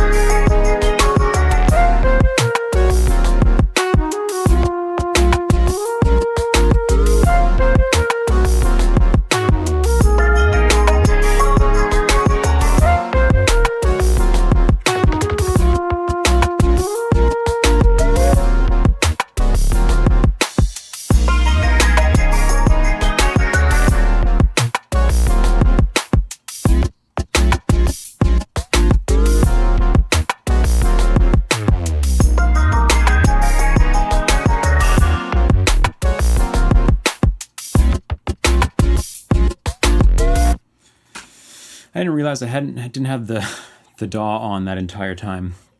I wasn't just playing a recorded track. This is just an in-progress song. Welcome to whoever came in there. Yeah, I definitely like that. I can't get enough woodwinds in my life, really, honestly. It's just everything I do. Yeah, Gremlin solo. Love the flutes. Steve, welcome. Yeah, so there's a lot I gotta work on in this track. But the structure is there. Why is it self-similar in timbre throughout? You mean like why don't I have big changes in the way that the overall timbre sounds?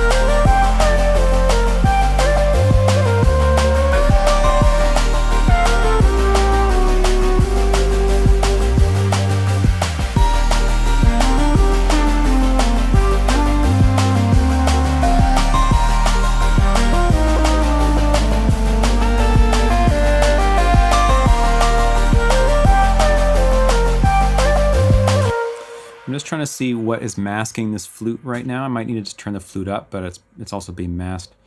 The initial stages when you're sketching out the basic foundational parts like melody. Oh, sorry, I missed a question. What's your favorite stage of the music creation process? The initial stages when you're sketching out the basic foundational parts like melody and harmony, or when you're 10 hours deep into questioning everything.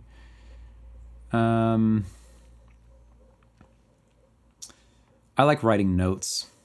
That's what I like more than anything. I like writing melodies, chords, bass lines, and rhythms. The rest is cool, and I'm into sound design, and I'm into programming drums, and all that fun stuff. I'm not that into mixing, but I do it. But yeah, the most fun thing for me is writing the tonal parts. You change the combinations of instruments every half second, otherwise it deserves a fast forward. Yeah, well, there's definitely some music that sounds like that for me. To me. And perhaps that's the music that I push fast forward on, I'm not sure. However, I do have a tendency towards a certain timbral aesthetic, let's say, that is generally soft and rounded and in some way refined or elegant. It's not usually abrasive, although some of this is.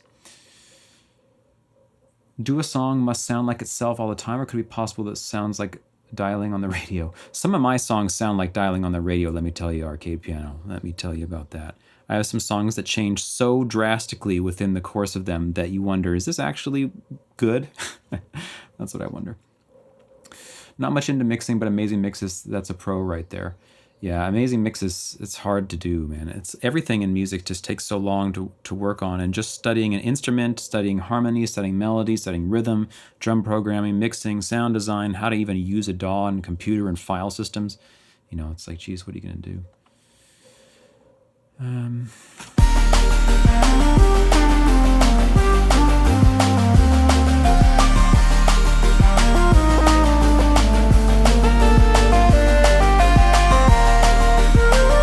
So yeah, it seems like this intro pad is what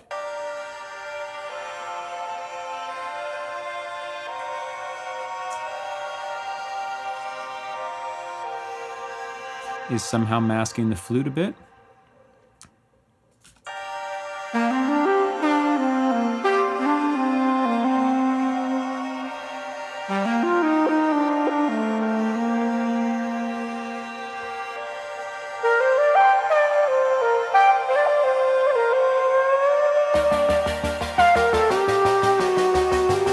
I love that voicing.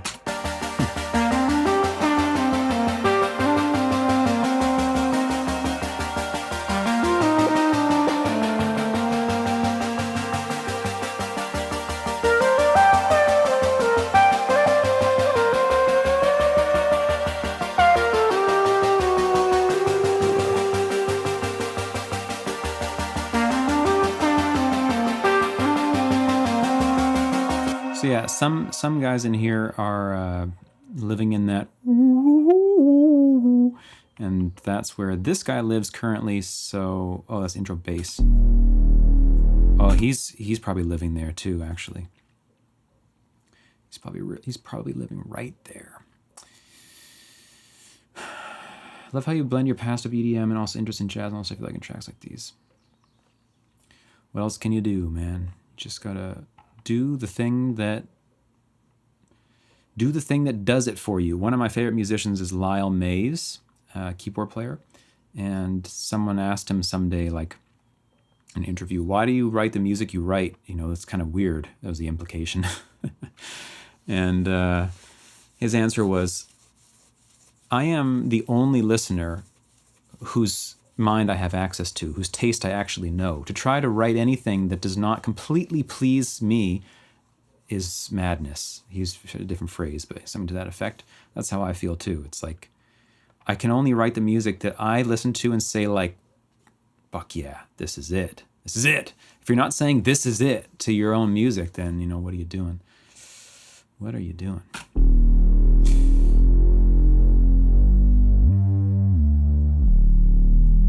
Okay, so let's look at this against the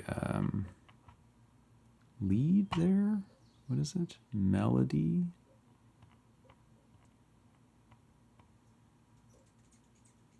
Oh, I am. I've already done this before.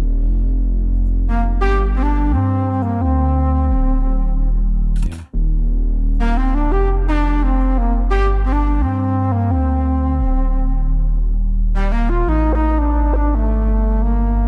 Ooh, sounds so nice with just the bass like that.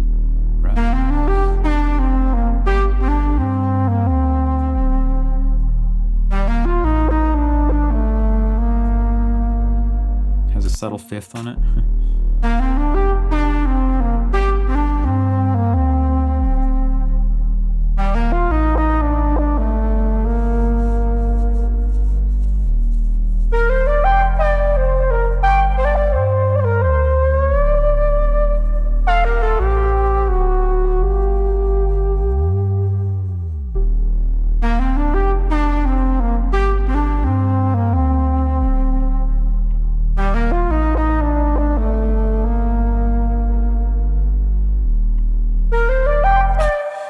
The sound is actually like some kind of stock pigment sound.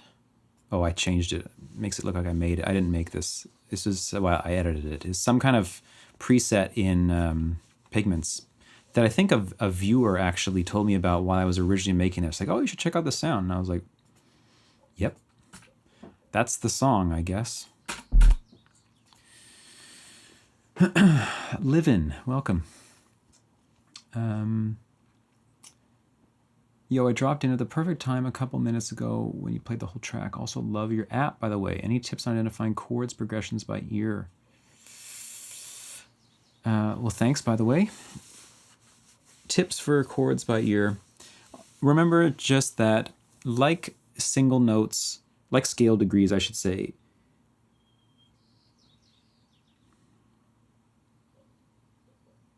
structures in music are identified as single units, single perceptual units. So identifying a chord comes as a singular experience of either its quality, major, minor, diminished, whatever, or its function or position in the key. Is it 1, 2, flat, 3, 6, whatever, and a combination of the two.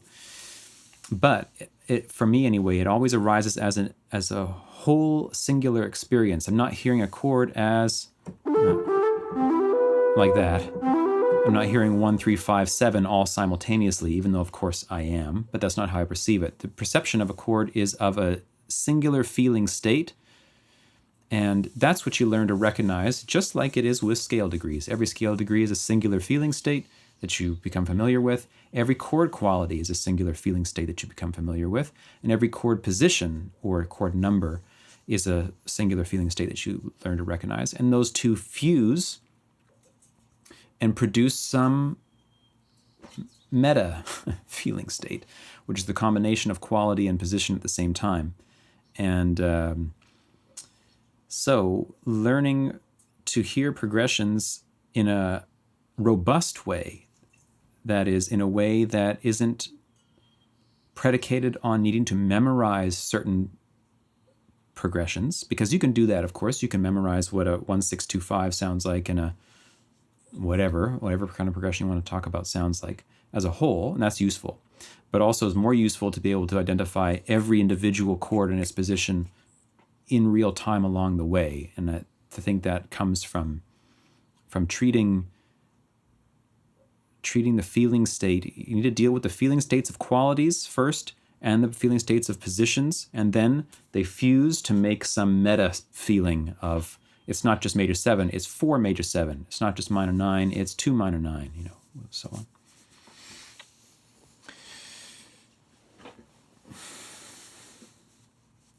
You don't see any composer checking out all the possible chords. Well, you should watch me a few times. When I'm actually writing on my own, not on stream, I take so long. To choose a chord because I have to go through every possibility. Honestly, every possibility.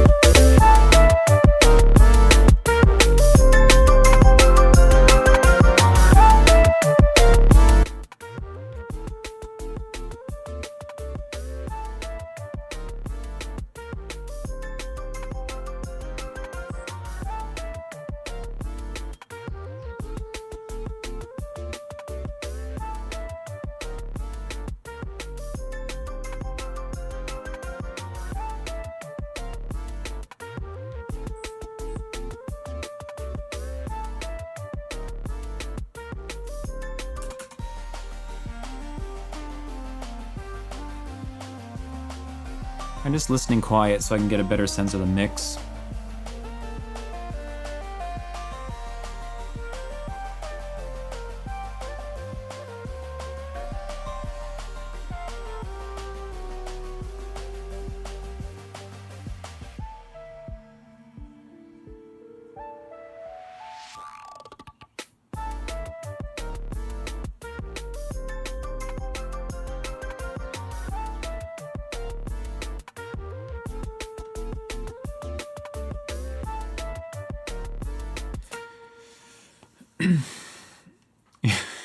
Flabbergasted. Yeah, I mean, just listen to it now compared to when it's loud. I mean, listen to how much more the drums stand out. The transients on the kicks.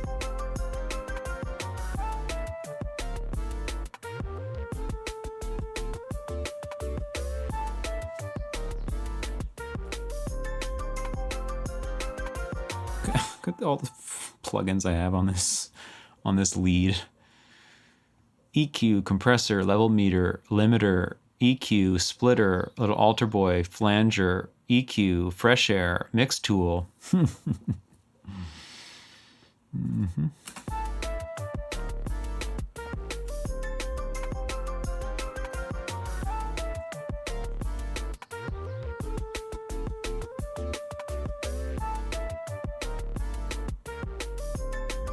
And I think I need to compress it again. It's true. Meror. Sorry if I'm saying your name wrong. Meror. Neo Soul. I'm not sure this is quite Neo Soul. There are 35 chords of 3 notes in the C major scale. They sound way different than the 7 bass notes grades. It's like the mixed taste of bread and almond is different than separated. Indeed. Yeah, I think that one of the traps to fall into with harmony and with artistic creation, I guess, in general, but harmony is a good example, is that certain structures become named and are looked at as being prototypical for one reason or another. And the mind likes to latch onto that and say, oh, okay, so that's a real thing. You know, for instance, major 7, or let's say this, minor, major, aug, diminished, major 7, minor 9, minor 11. These clearly defined chord labels that have clear definitions of what their formulas are, that are listed on chord charts for jazz and for everything. You know, it's not like you're going to read it. Most jazz charts, it's not going to say for the first chord, it's not going to say, I don't know, minor 7, add 11, no 5. The next chord is, whatever, F, major, sharp 11, no 3, no 5, add 6. You know, it's just going to say major 9, C minor 9, F major 9, blah, blah, blah. This is, it gives the idea that those are the real chords, the ones that you can name, the ones that everybody knows, that are listed on all the charts, that are listed in the theory books. But the fact is, there are so many subtle colors that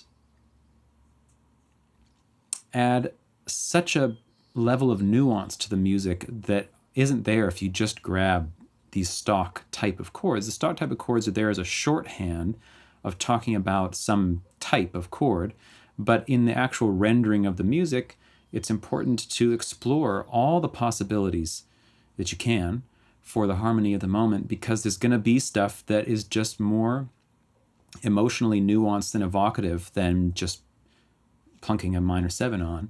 Not that minor 7's bad, and I do use that all the time, of course, but the fact is there's other ones that just are weird combinations. I don't know if I have a chord sound up right now. No, I don't, but I have such a delay on this because of all the plugins I have. I'm not going to be able to play anything actually in real time.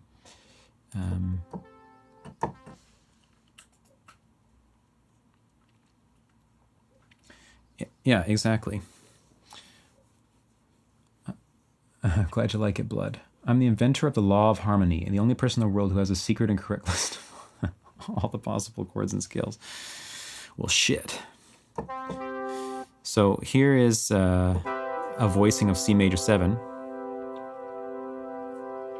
But if I start changing tones,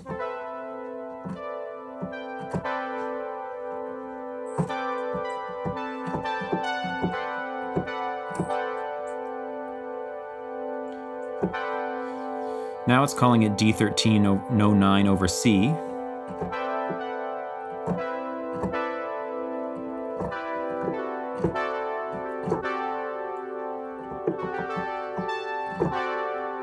Like this could be used as a 4 chord in the key of G, no problem. But you don't usually see it suggested, perhaps, that you should. Usually it would just say play C major 7. And maybe C major 7 is the better chord for the job in a given scenario, but at any time you're writing a harmony part writing chords anyway to a melody, just move fingers around. Try everything, even the stuff that's not in the key, because you're going to find all sorts of chromatic tones and passing tones that make you want to go in different directions than if you stick to the stock stuff. Seven Tell, welcome. Remember the song from the stream archives? Oh, wow. Nice.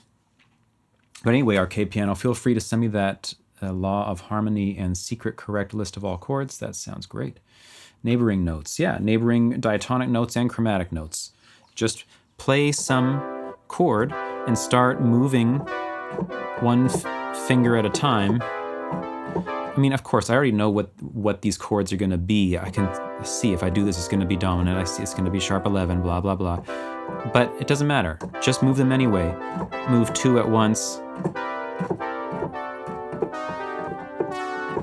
until you start hearing something that you don't normally play. See, people say don't play C major 11. Sounds great.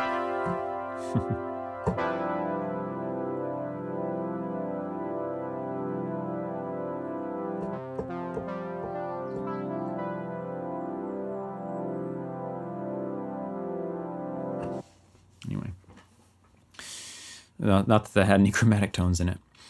Okay, so...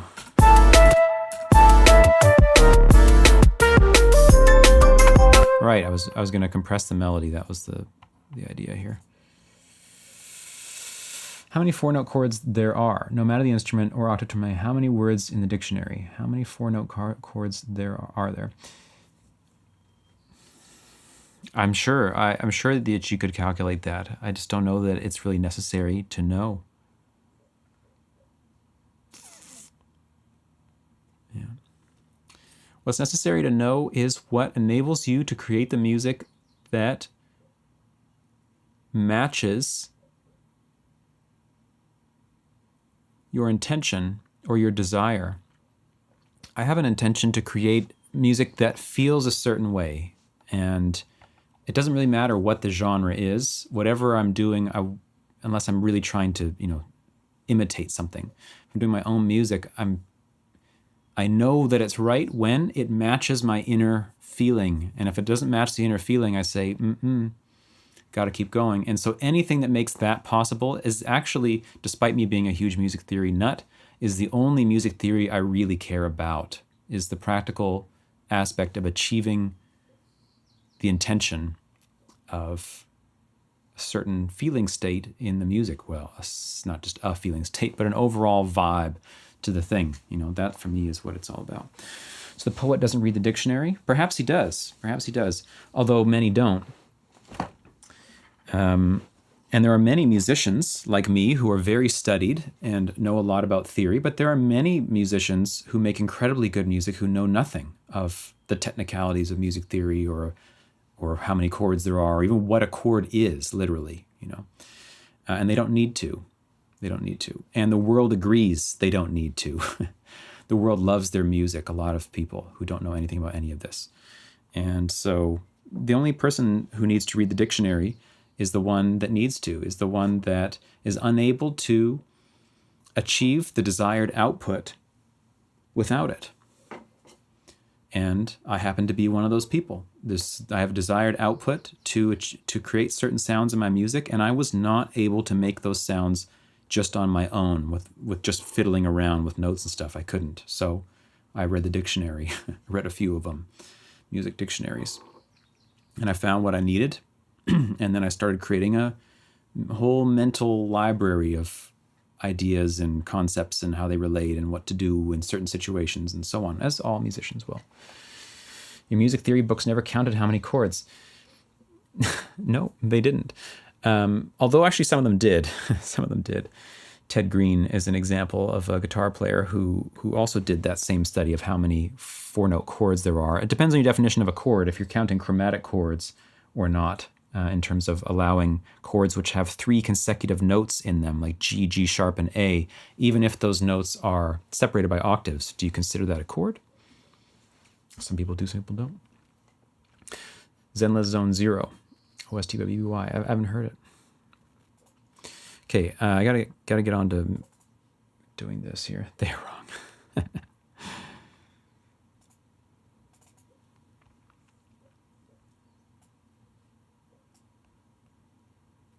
That's fine, right? Though it doesn't matter. It's fine if they're wrong, even if they are actually wrong. Even if every music theorist ever is wrong about how music works. It doesn't really matter in the end, because what matters is the music. And can you produce music that benefit the lives of people in some way? People enjoy listening to it and like the way they feel. And if you can, then what else is the purpose of music actually? As a listening art, as a creative art, it's a different thing, fulfilling the purpose of the artist, to express something, to feel something, to do something, whatever it happens to be. Okay.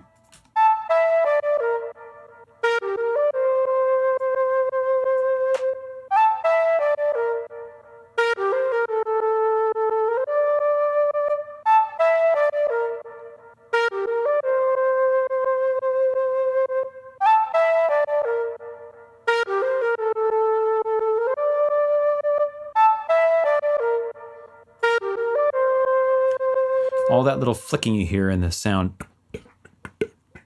that's just the side chain from the kick drum pumping it.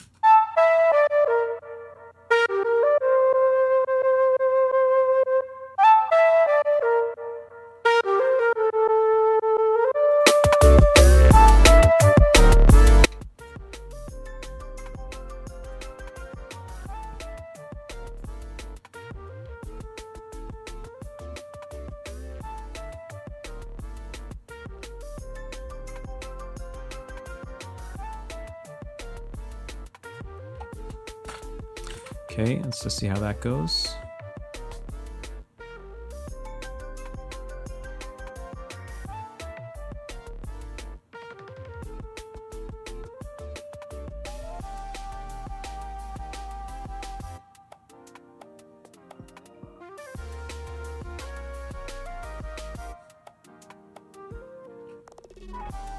There's some stuff that gets screwed up in there. I need to just take a listen.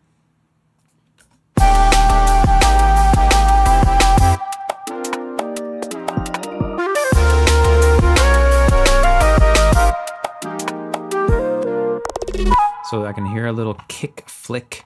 I have flicks that come before all my kicks. I forget how I'm doing them, so I need to... Oh, I have kick whip send and a snare whip send. I want to have tracks for those.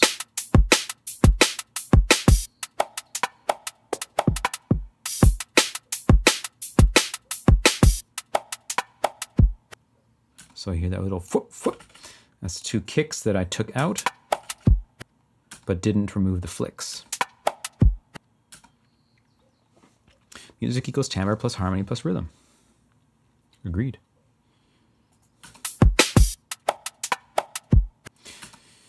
Although there are people who listen to noise music which doesn't have rhythm or harmony.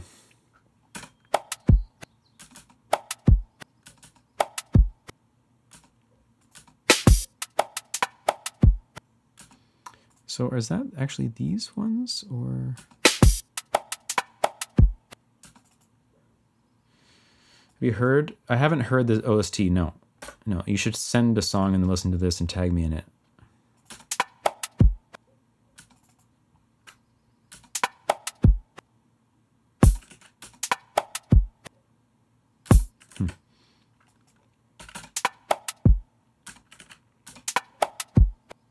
So I'm getting confused. Why? Where? How are these whips working?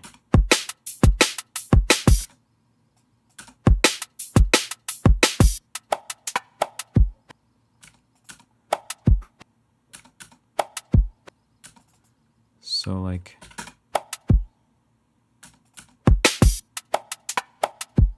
I see.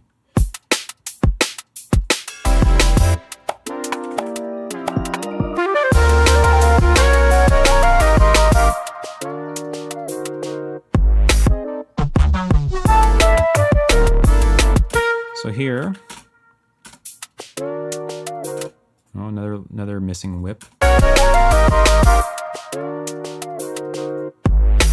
I think.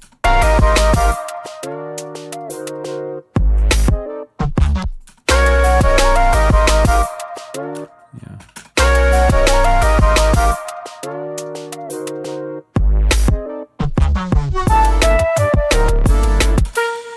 So these little background chords play these sort of harmonized chords.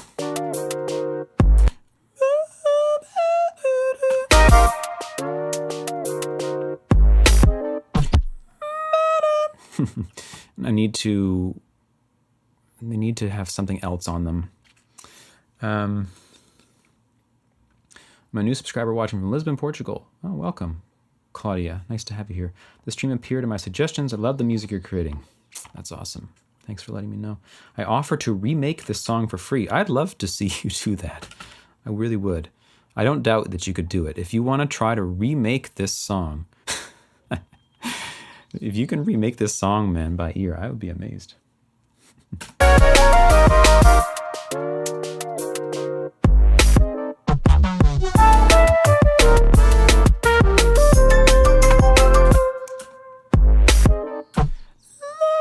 So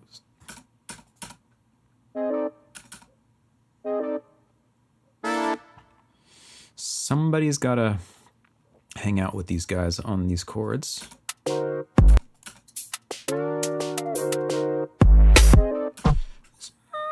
We got to look at who else we got hanging around. Oh,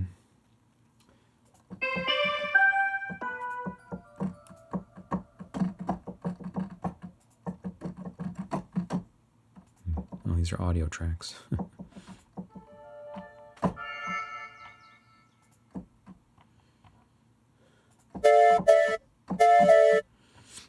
Yeah, I mean, we could try it.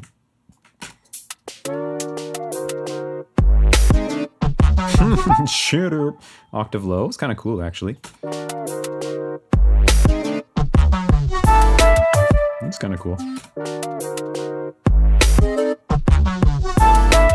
Octave high is cool, too.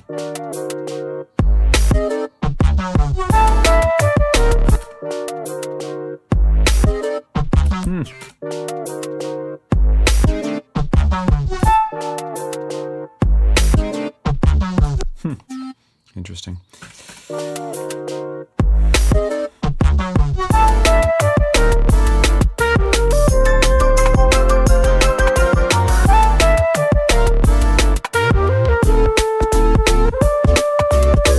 think I heard some stray whips in there as well.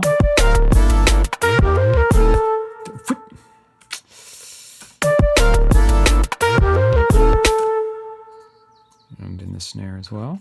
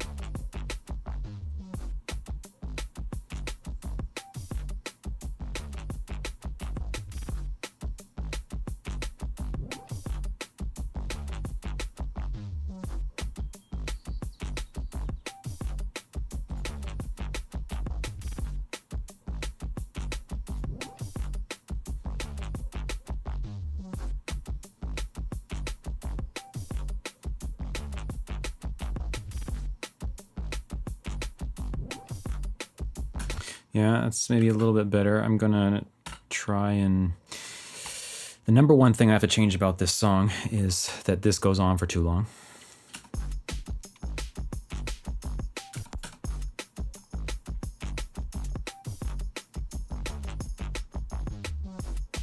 Right here it needs to stop.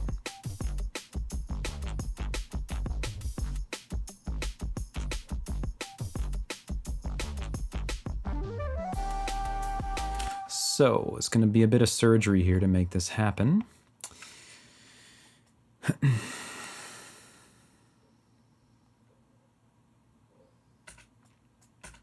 Also, for anybody watching, make sure you're live with the stream, because people definitely get off of being live and end up responding to things that, you know, we were talking about or I was talking about 5 minutes ago, which I think is happening.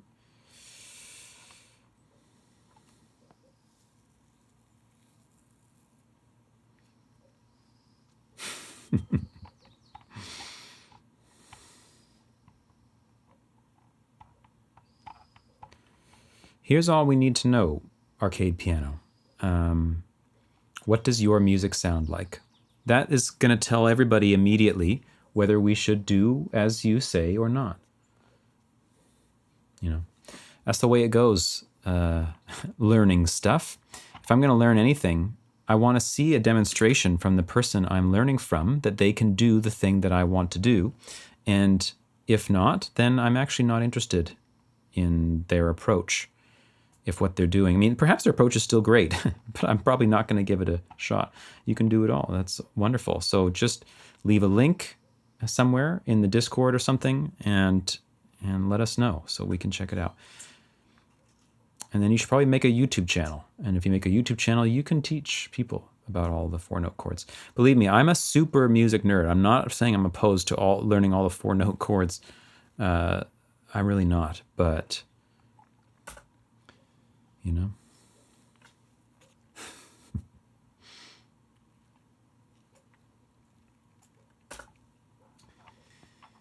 Okay. It's a secret since 1995, but why do you keep it a secret?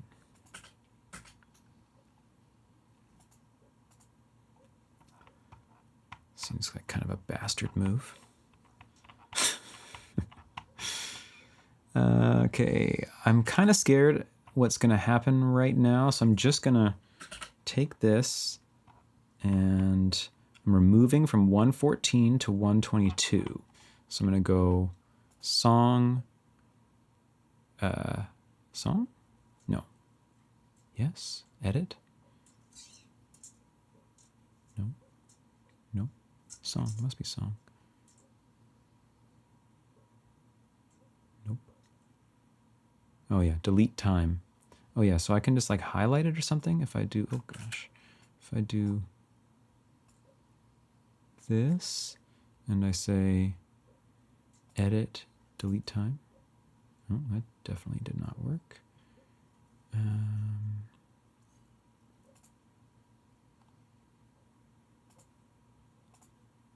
114 to 122.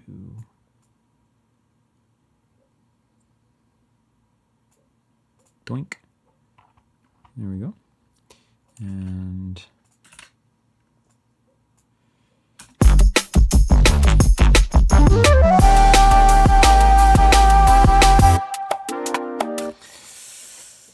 save as, yeah, it's probably a good idea, but we survived it anyway.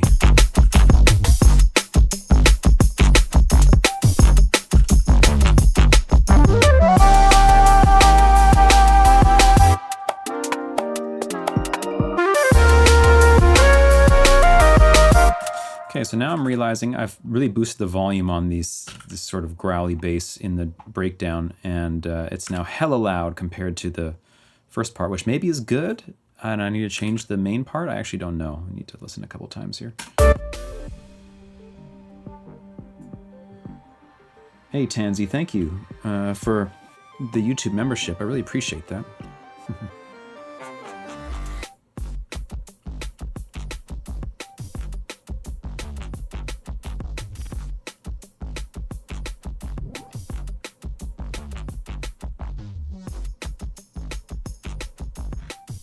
I mean, kind of sounds fine.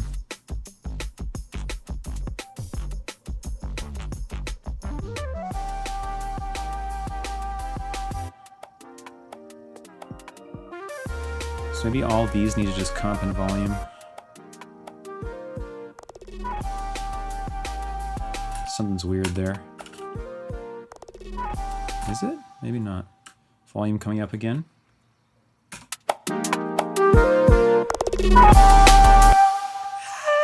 Hello.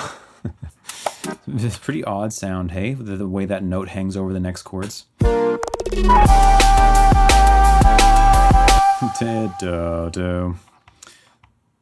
What even is that?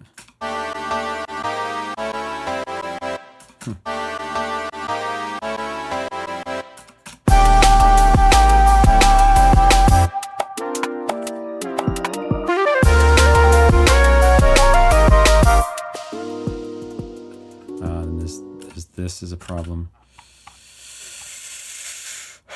This is a problem. You don't really need all of this nonsense.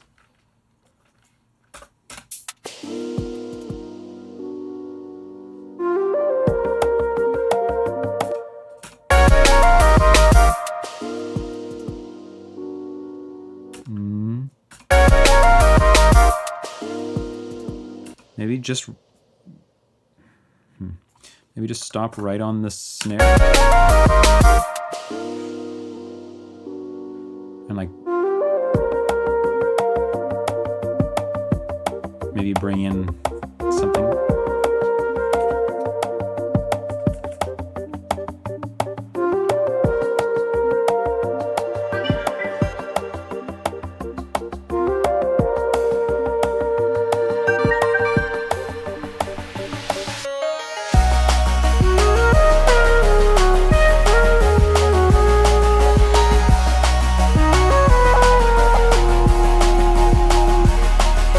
Missing the other melody there, which is a shame, absolute shame. So let's grab that. I think it's you, and this is the only time this instrument gets played in the whole tune, so I probably should use that a bit more often.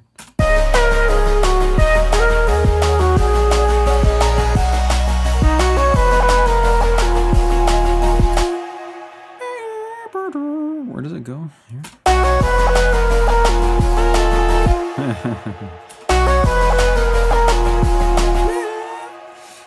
And did we drop I don't even remember how many keys I dropped here.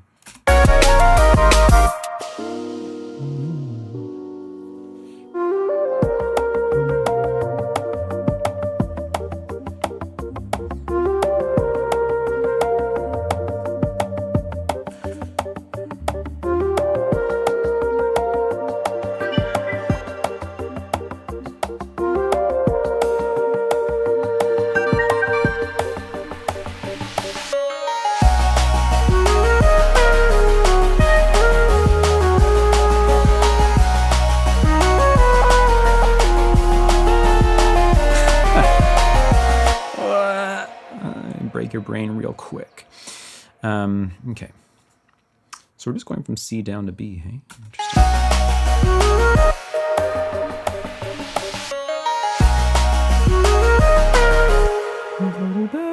Okay, so in which case we just need to bring this guy down.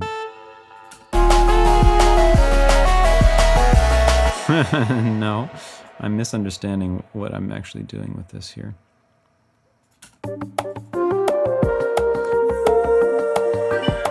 Oh, right, we're...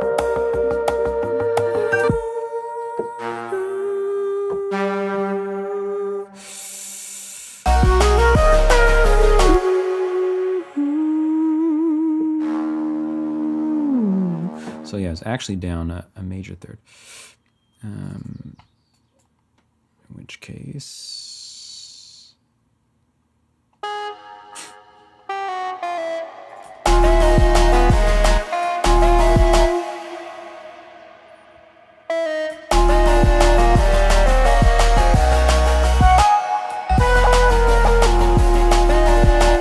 Okay, why am I tripping on this so much?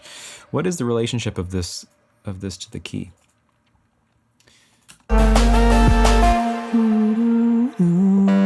Yeah, this is G, and this is flat 3-2. This is G, this is flat 3-2. So this is E flat, so it needs to be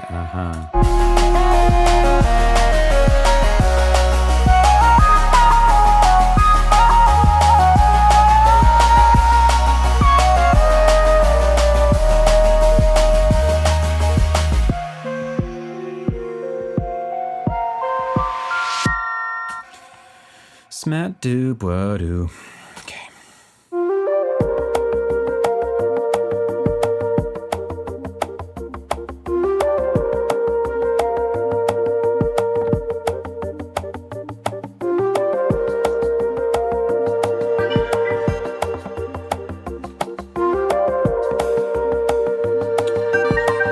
And thanks, Seventel. Glad you like it.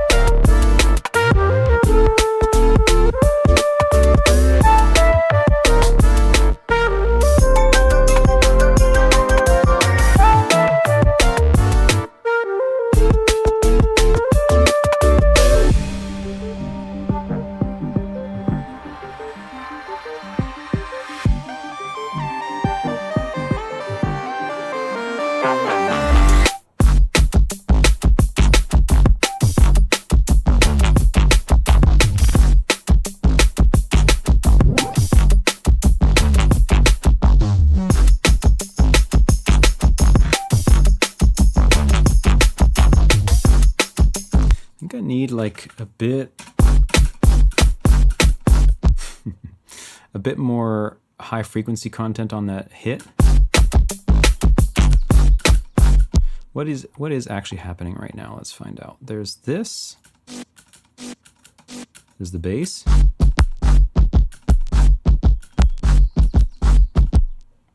And then there's drums.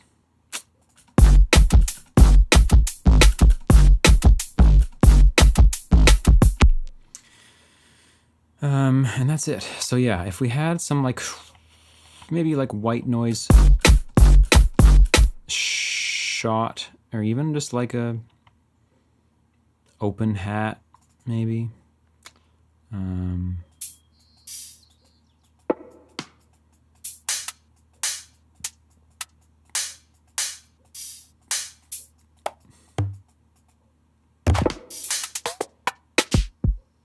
don't really have anything great there.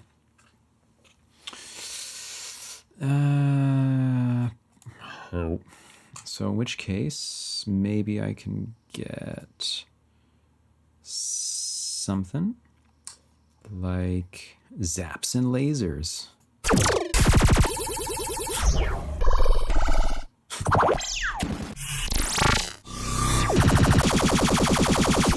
No. No. Okay, maybe I can get like a crash, a couple of crashes, and shorten them. Kind of like that. Just trying to build some hype.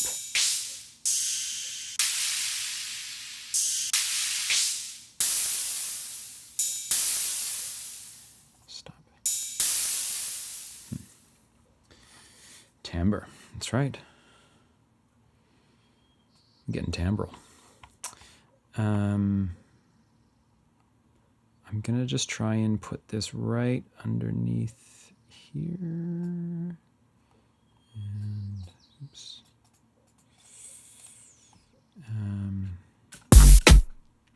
And make it really short.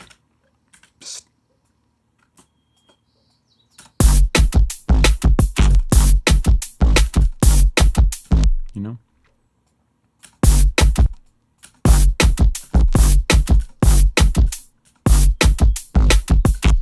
Then turn it way down. This actually needs to go to drum bus. Maybe instrument bus, actually. Yeah. And then we'll turn it way down.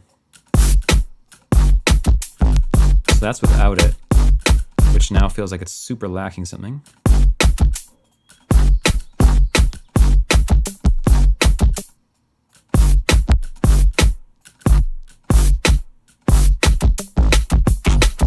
You have 30 terabytes of contact. Mostly ethnic, classical, dry nearby. That's awesome. Did you make that yourself? Did you like record those?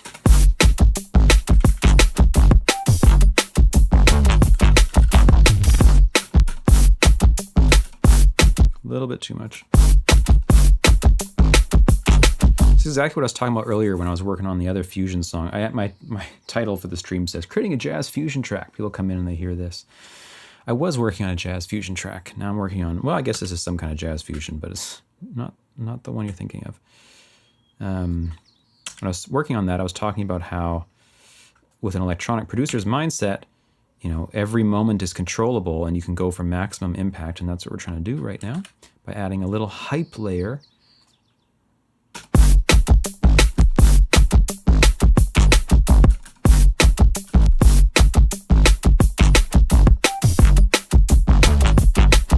We might even want like a background hype layer,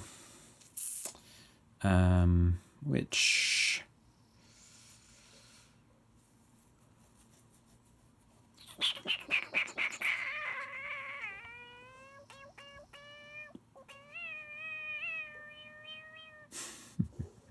what is this and why is it muted?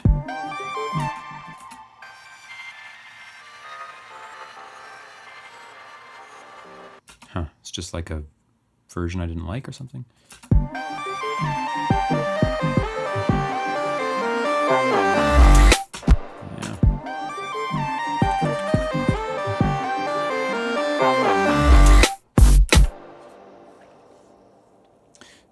let's actually remove this and I'm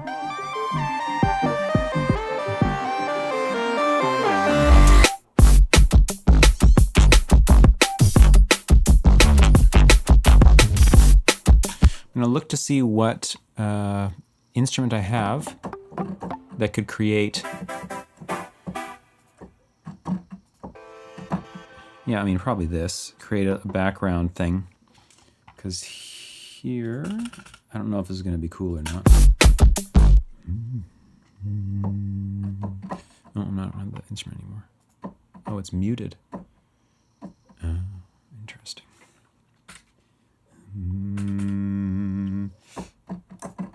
So it becomes unmuted over here. Yeah, interesting. Okay, so I need to bring this up. I only created one sampler year 2000 with mini disc and early DAW with 35 chords for each scale and tonality using only the chosen seven notes made with only guitar harmonics as a cheat to combine. Oh, interesting. That's cool.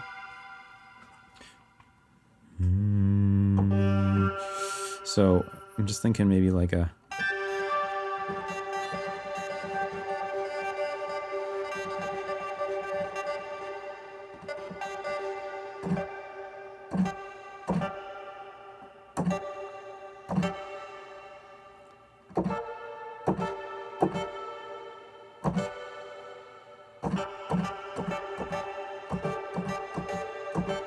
I'm just looking for a combination of notes. I'm going to bounce this out and take the reverb tail and use that as a sample.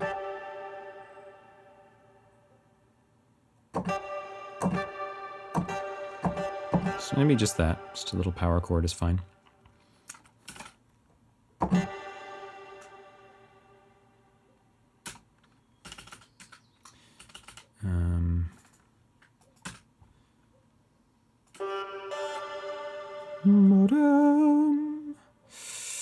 And we bounce this. And then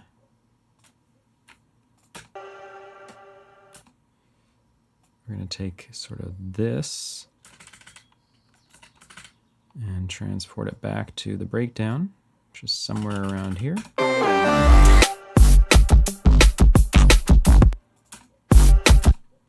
So maybe like on the snare.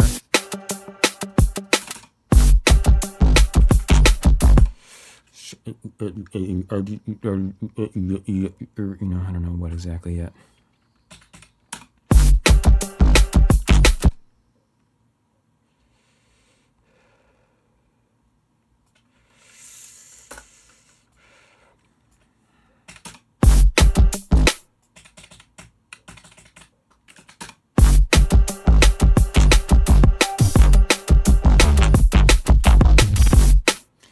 I'm working on it. I know what you're thinking.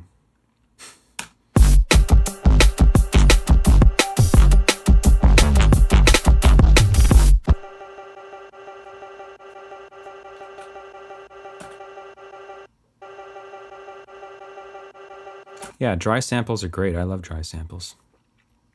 I really do.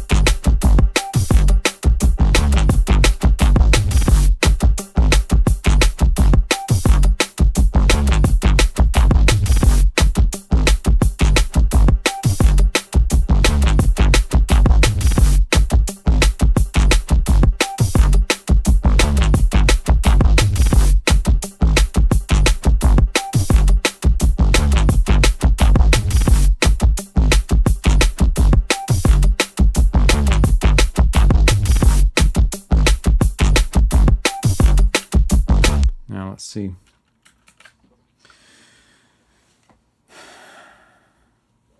Okay, nice, Blood.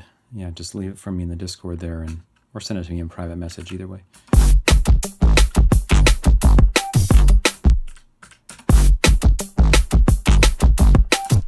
Maybe like...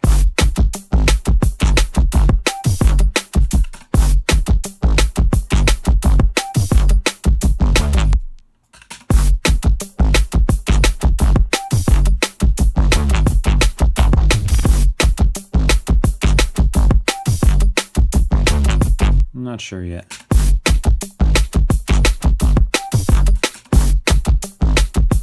The thing is, I've already got guitar plucks kind of playing. You probably can't notice them, but they are there. They sound like this.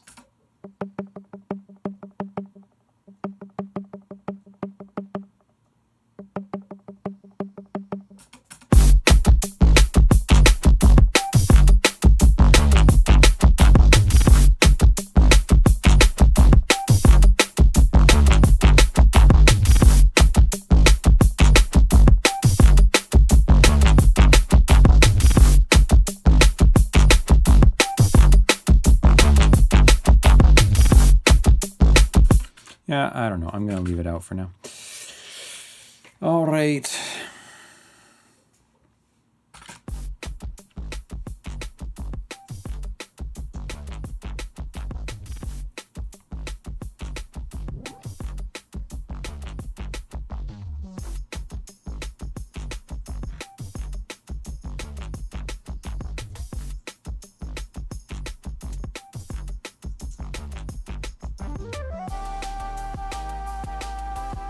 I mean, this thing sounds like it's missing a huge amount of frequency content after that.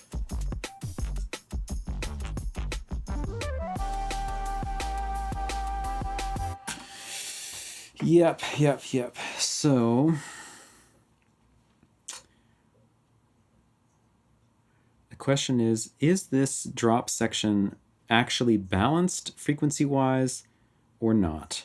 And should I be trying to match my main drop, let's call it, to this, or other way around? I don't actually know. I've been listening to the song for too long at this point, so I'm going to have to defer to my metering and to listening on a future day. But my metering is saying that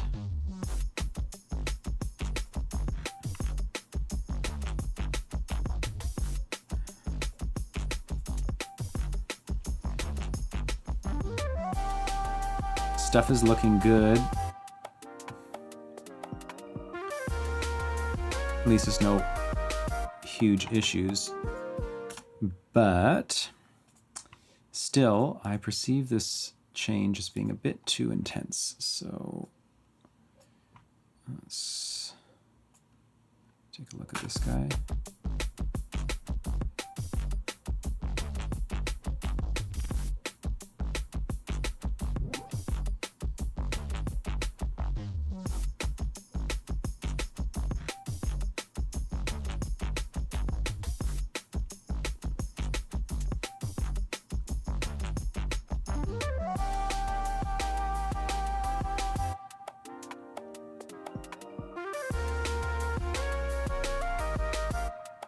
Sounds like a fart to you.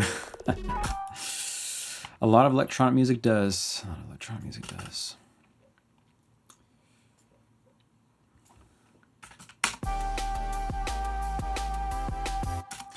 So I need to... Is it you that's doing this? No, you're just a layer. Where's the main chord synth? This guy.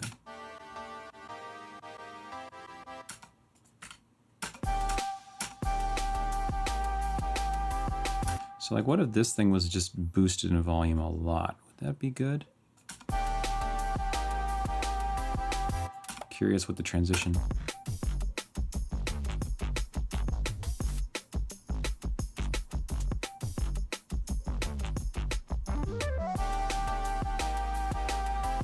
No, it's not that. It's the bass.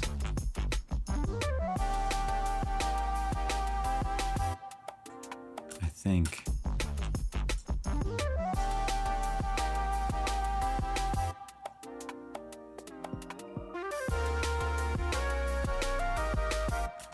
think.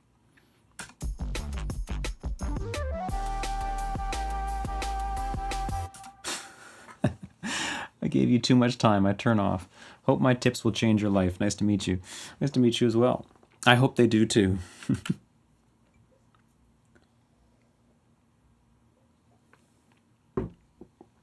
What I took was farts.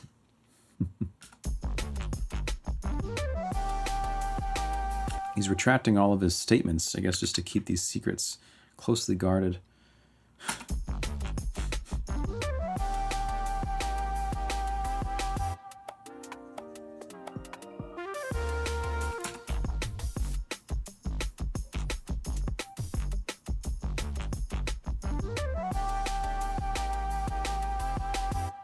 Yeah, so like, is it just, I need to listen to this on another day. It's not good to make these kinds of mixed balance decisions after you've been listening for a while like this.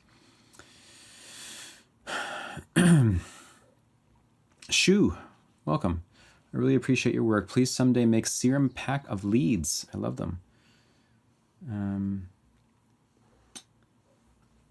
Okay. You should know I did make some serum packs of leads, but I didn't make them under my own name. I don't know if you've ever heard of a company called Unison Audio, but I did almost all of the sound design packs for them when they first started, and I have a whole bunch of the leads and stuff that I use in my music in there, although that was many, many years ago now. But if you want a pack to buy that doesn't give me any money, but I did create a lot of those ones I did. Farts are better out than in. Interesting take. Interesting take.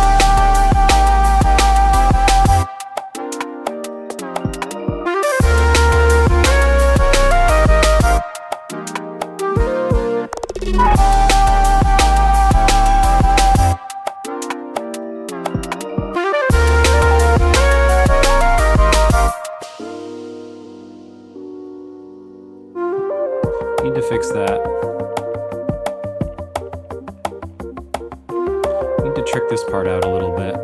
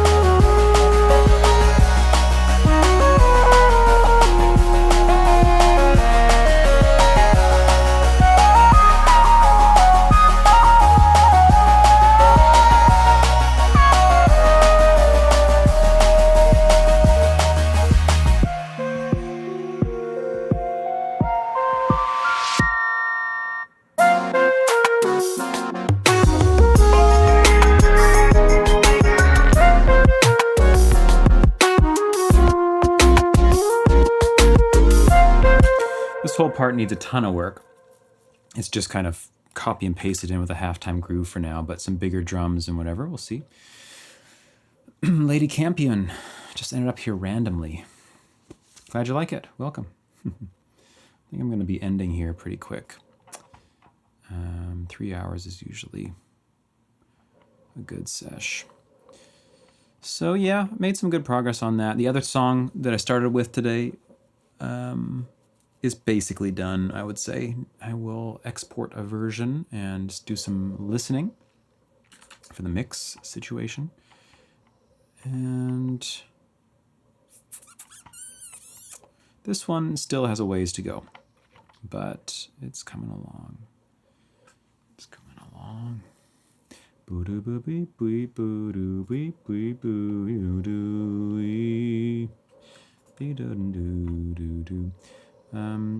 For everybody, anyone who's still here, I do have a YouTube members thing. If you look at the join button below, and I post a whole bunch of videos on there that I don't post on the main channel, all about anything. And you can suggest topics you want in there. That tier that gets those extra videos is $10 a month if you want to support me in that way. And I have videos all about chords and progressions and ear training and listening to music and analyzing and reference mixes and drums and bass and everything. A bunch of videos in there that are off the cuff type of improvised stuff, not to the videos I usually do. If you want to check that out. Thanks, sweetie. I'm glad you like it. Yes, Studio One is the DAW. Studio One is the DAW. I'm going to end on another track, a different track, just to get this one out of my head now that I've heard it a million times. Just something that I can play easily.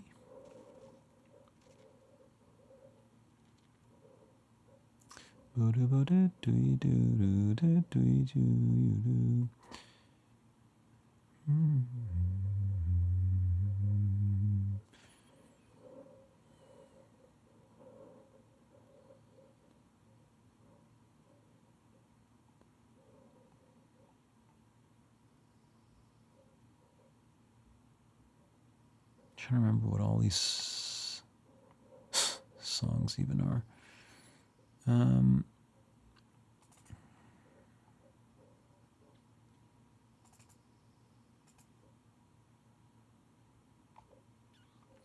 Sure, this is the other one I was thinking about doing today but didn't get around to doing. Yep, right now it's just called Pretty Stuff.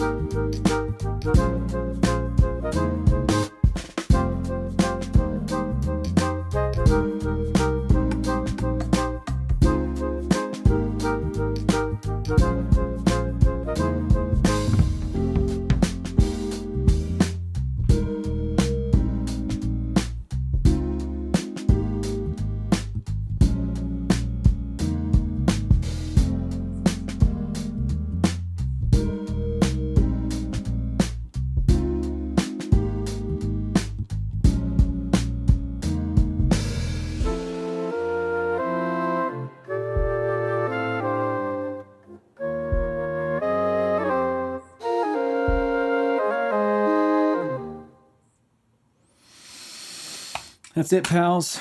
Next time I'll work on that one. Maybe. We'll see. I have so many unfinished songs. I just have to do more of these sessions and just get it done. But we did. I got one of them basically done today, and the other one is doing all right. I'll be back some other day. I don't know when that's going to be, but be back doing one of the weekly challenges, not tomorrow, but the following Sunday. Otherwise, some other day this week, I will be strumming again, making some kind of hip stuff. Appreciate you all.